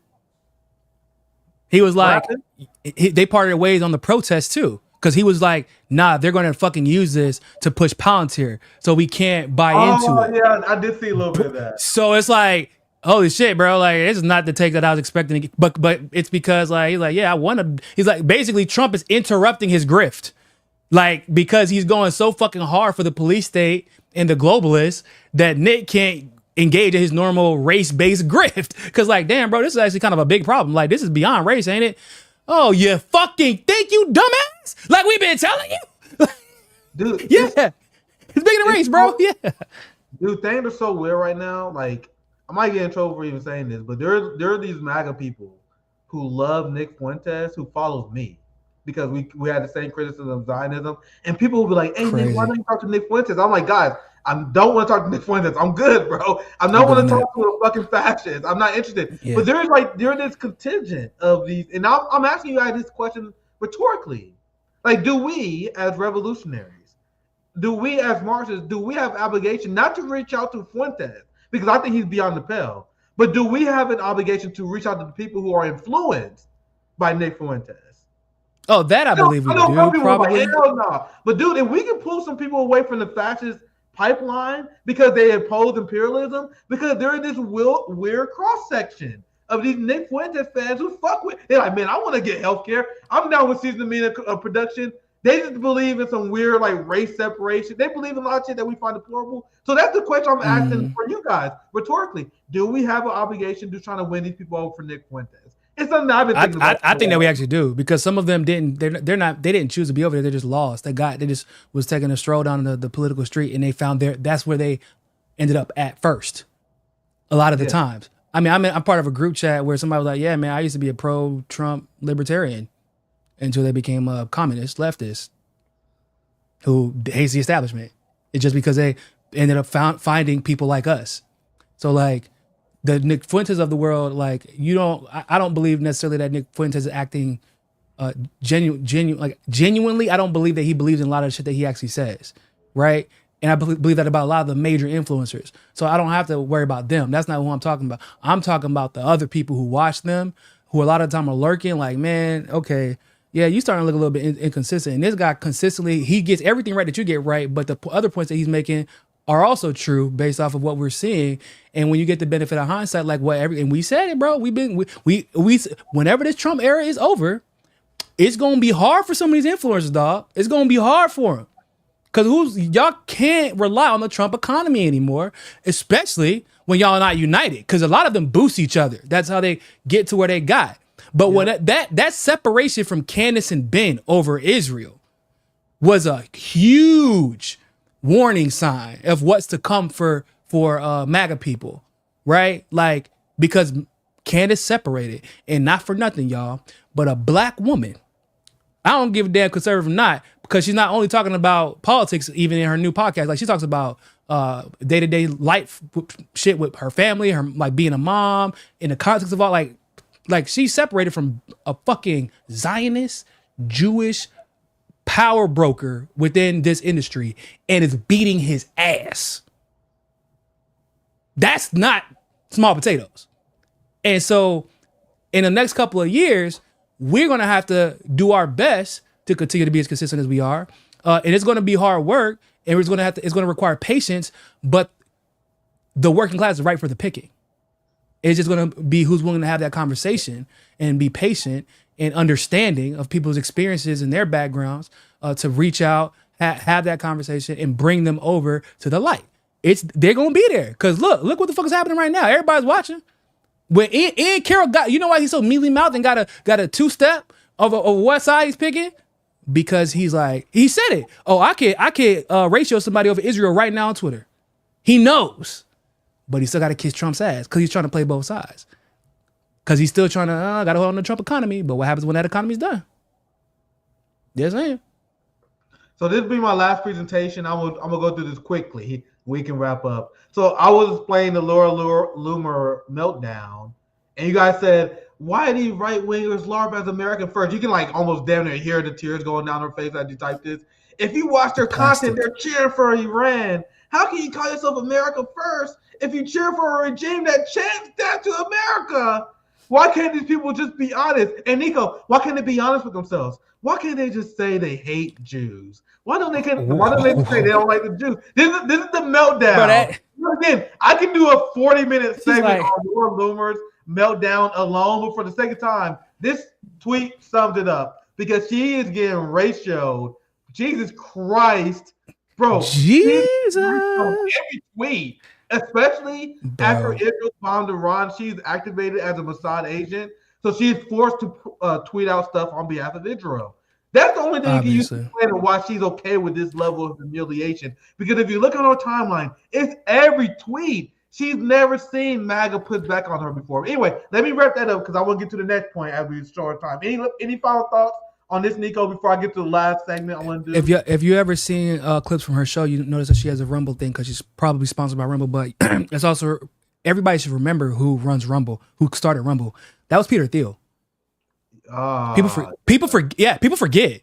Right, like everybody forgot. Yeah, he was the first. That's why it's so right wing. Like he was making a transition over into the MAGA cult, probably to get the audience to push everything that he wants. Long before, because it's not like Laura Loomer is like cool or like whatever the fuck. Like, bro, she got like the big Rumble. Like Rumble is like funding everything for her, probably because she couldn't do it on her own because she's a fucking idiot. So, I mean, like, literally, like, look, and that tweet was, by the way, that tweet, bro, that shit was everywhere. Why don't you just admit that you fucking hate Jews? What? Like, they always go to that. It's so low IQ. They have nothing else. Look, here it is. I found it. I saw this earlier, and this is what Laura Loomer reported on. Oh, you see it? Islamist terrorist cells operating across the United States, and she's saying how the jihadi operatives that are now going to be turned by Iran. And she calls Zoran, the guy running for New York. Dude, her whole timeline and her entire politics is pure. Oh chaos. Man, hey, let them listen to her talk. Just let them listen to her talk if you can. Like, I just want them to hear. Oh, by the way, did you see the little thing on her mic? Because we have the Rumble operatives in all 50 states now. We have Hezbollah. I love how you can turn on a random part of any video she's saying. It will be the first. That's what I'm saying. There's a mod. We have like Hezbollah, and she be saying this shit so casually. Like she said the most ridiculous shit so casually. Like, we have Hezbollah operatives in all 50 states for sure. Confirmed. I love how no matter what point you turn on, it's gonna be the. I just want to hear what she sounds like because I actually never listened to her. I was like, let me see what she sounds like. Of course, it's the fucking most batshit craziest thing ever. But let me share the last story I want to get to because I want to hear your thoughts on this. I know you got your family you want to get to. I don't want to get you in trouble, my brother. So here's the Democrats. How are the Democratic Party going to respond? Because we just roasted MAGA and how MAGA is a failed peace movement. It's a failed fraudulent movement designed to get disenfranchised white men back into the Republican establishment. So you have the situation where you can attack and expose Donald Trump on this. What is the Democrats saying right now? So they ask. Democrats are really not saying anything. I mean, oh shit! Oh shit!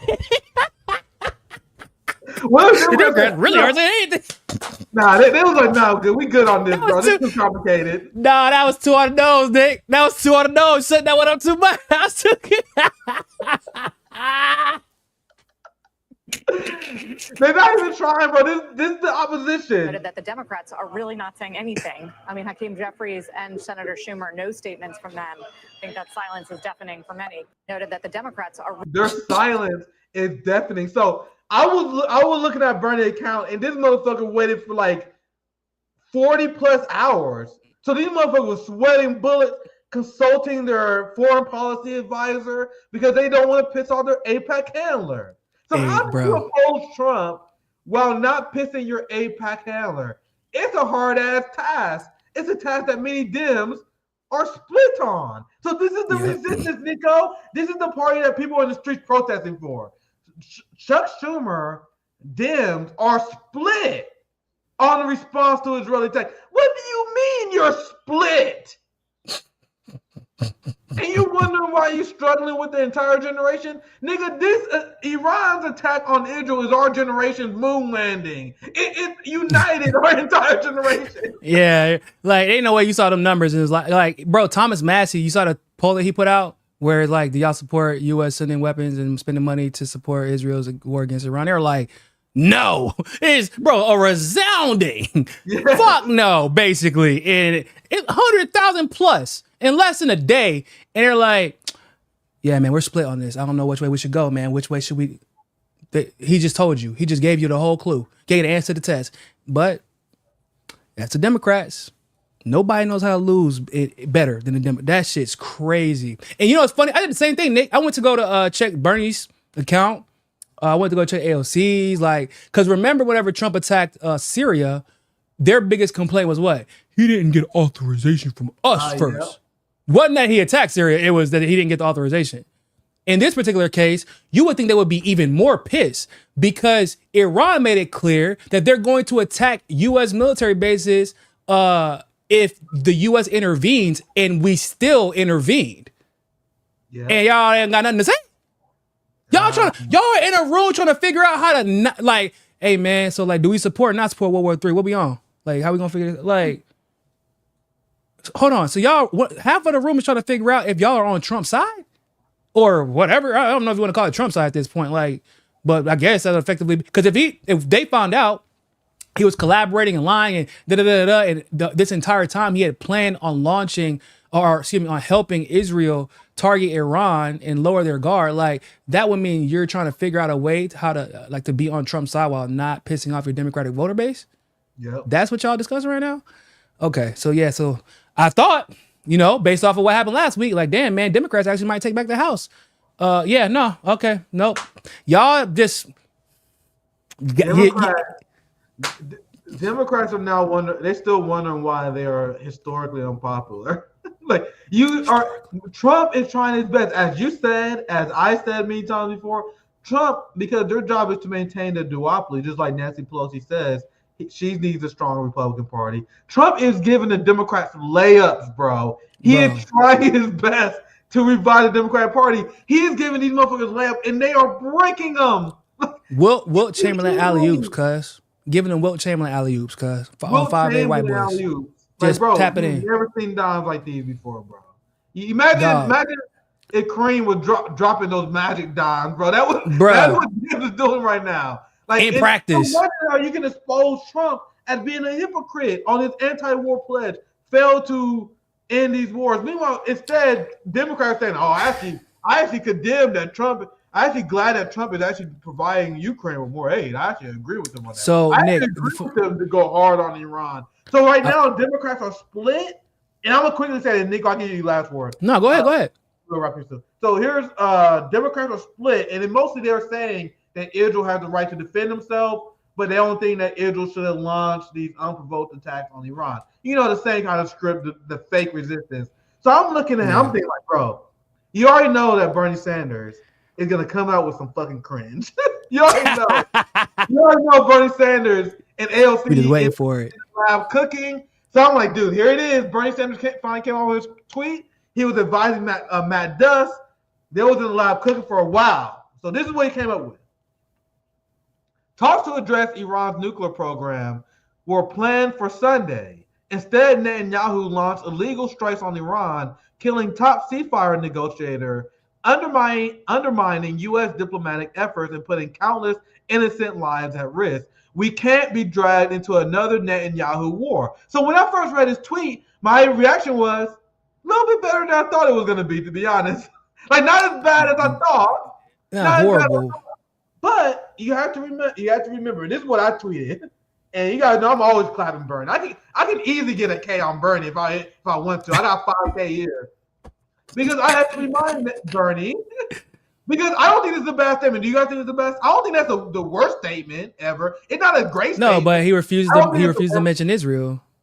Yeah, of course. Yeah. He doesn't mention Israel. It's just saying, to me, this is a typical progressive accept Palestine liberal Zionist tweet. To me, Bernie's tweet, there's nothing really newsworthy about it. It's like, that's kind of very conservative. But I have to remind people that Israel is emboldened by people like Bernie. When Israel says stuff like Israel has the right to defend itself, you enabled this, Bernie. When you repeat that talking point, you enabled. But Niko, I'll give you last thought. We can wrap up here. I just wanted to do the last segment on the Democrats before you leave. So I can give you final thoughts before we wrap up.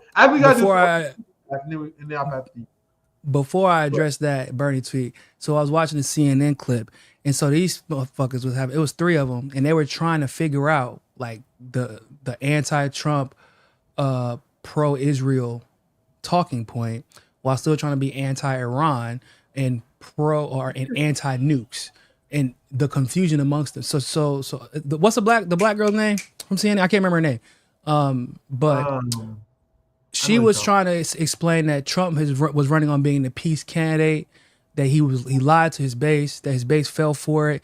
Not all of them, but a lot of them did. She even brought the fact that like Steve Bannon is kind of breaking ranks with him. He's like, yeah, Israel has the right to be Israel first, but America needs to be America first. Like, that's what we need to be focused on. Let them fend for themselves, like things like that. So she was trying to call it the contradiction within Trump and what he has said, what he ran on, and what he's doing. And then like she passes the question on to them. They then start focusing on, well, he didn't do enough to help Israel. We need to do more. If he says he's pro-Israel, then he needs to da-da-da-da-da. I'm like, hold up, what? Then this other guy comes around. Iran's nuclear program is a problem, and they're not living in reality. We have to blah, blah, blah, blah. I'm like, hold on, did y'all hear what she asked y'all? She's like explaining to y'all, like, he ran on being anti-war. He's not being anti-war, pro-peace. He said he's gonna, like, she even started, then she brought it back. It's like, oh, let me bring it back in. Okay, so remember when he was like, we're gonna end the war in 24 hours in Ukraine? Still hasn't happened. And then this guy comes in, and he can't even bring himself to say that Russia invaded Ukraine. I'm like, are y'all motherfuckers having 3 different conversations? Because she's trying to bring out the contradictions in what he said about being a pro-peace candidate. And these are liberals, bro. Going on there like, he's not being enough of a warmonger. And he promised he would be.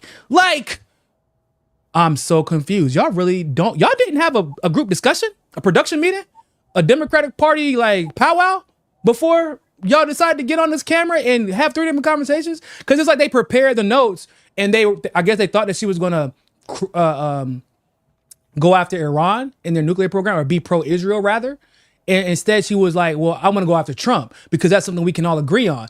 Except for they were all agreeing to go after Trump, and it made no sense whatsoever. And I'm like, this is the Democratic Party.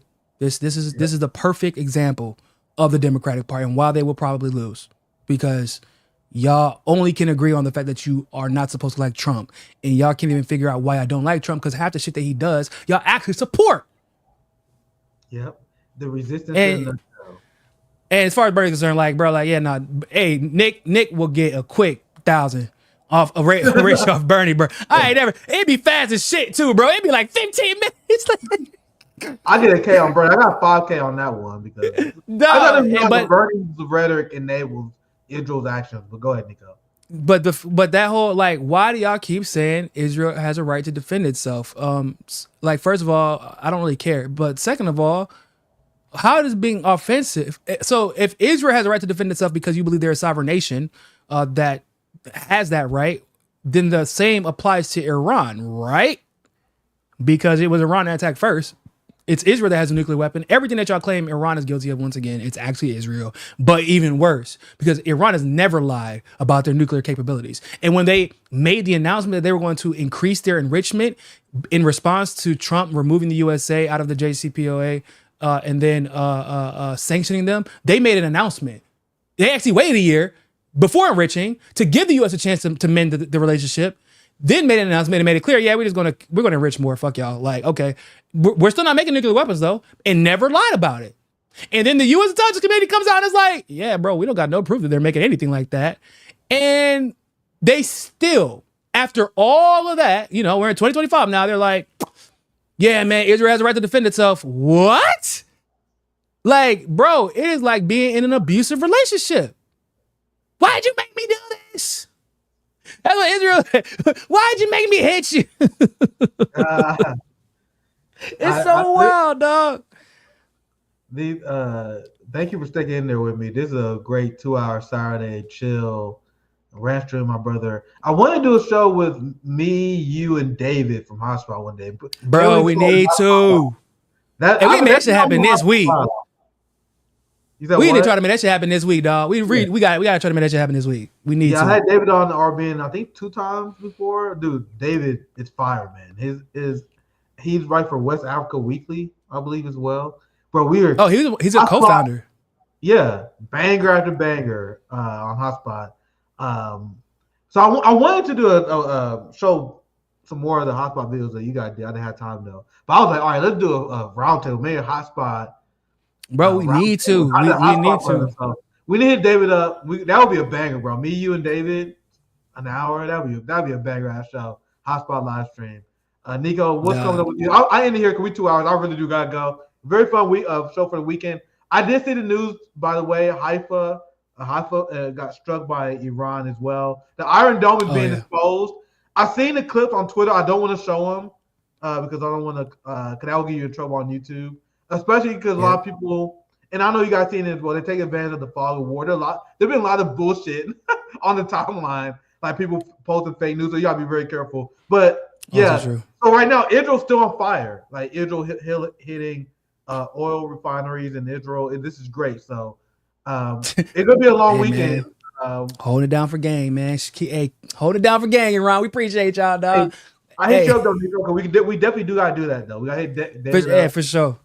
For sure. I'm really free. Like Monday, I'm gonna be a little bit busy, but like Tuesday through Friday, if we plan it right, I can make it. I think Friday will be a good we day. need to make it happen, honestly. Because this shit ain't about to stop tomorrow. There ain't no chance that this shit about to stop tomorrow. Like Netanyahu is in Greece, guys. Like that to me signals he doesn't like, even if like the Trump administration at some point realized like this is actually a problem and you need to stop. Like that's it, because usually they go one for one, like blow for blow, and they stop, right?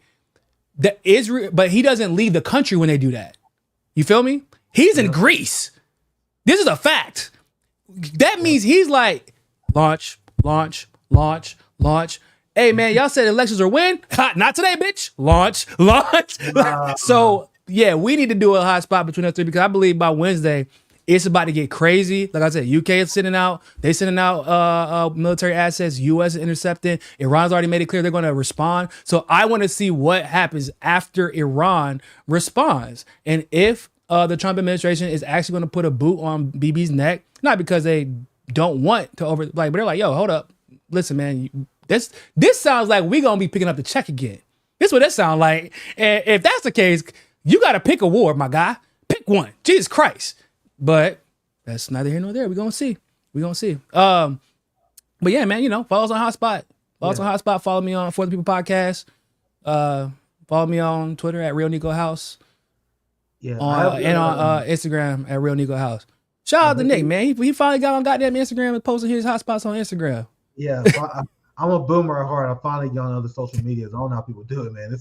It's tough. But it's a lot, ain't it? It's a lot of work. The TikToks, I'm so confused by it. But Dr. Sabrina, it took me forever, dude. I remember I'm kind of always been old school hard. Like even during the era of MySpace. You remember, when I grew up in high school, it took people a lot of work to get me to sign up for that back then. You know what I mean? Like I was late. Like I was the motherfucker that had. I all right. I guess I'm in high school now. I'm trying to get on some chicks, so let me get on Facebook. I only got on Facebook. I'm like, bro, I have to do that in order to meet. Anyway, that's a story for another day. My girlfriend made me did it. She was like, "Why aren't you on MySpace?" I'm like, I didn't know it was a requirement. Yeah. Like, because they basically want to spy on me. Like, you need to post our pictures so everybody can know that you're my boyfriend. Dude, I was a Facebook holdout for a long time, dude. I made it until 2012, and I only did it because it's a story for another day. But you can only find amateur fights on Facebook, and I had a fight. There was an organization called Vulcan Fights. I will never forget it. And I messaged the promoter on Vulcan Fights on Facebook. I don't think they exist no more.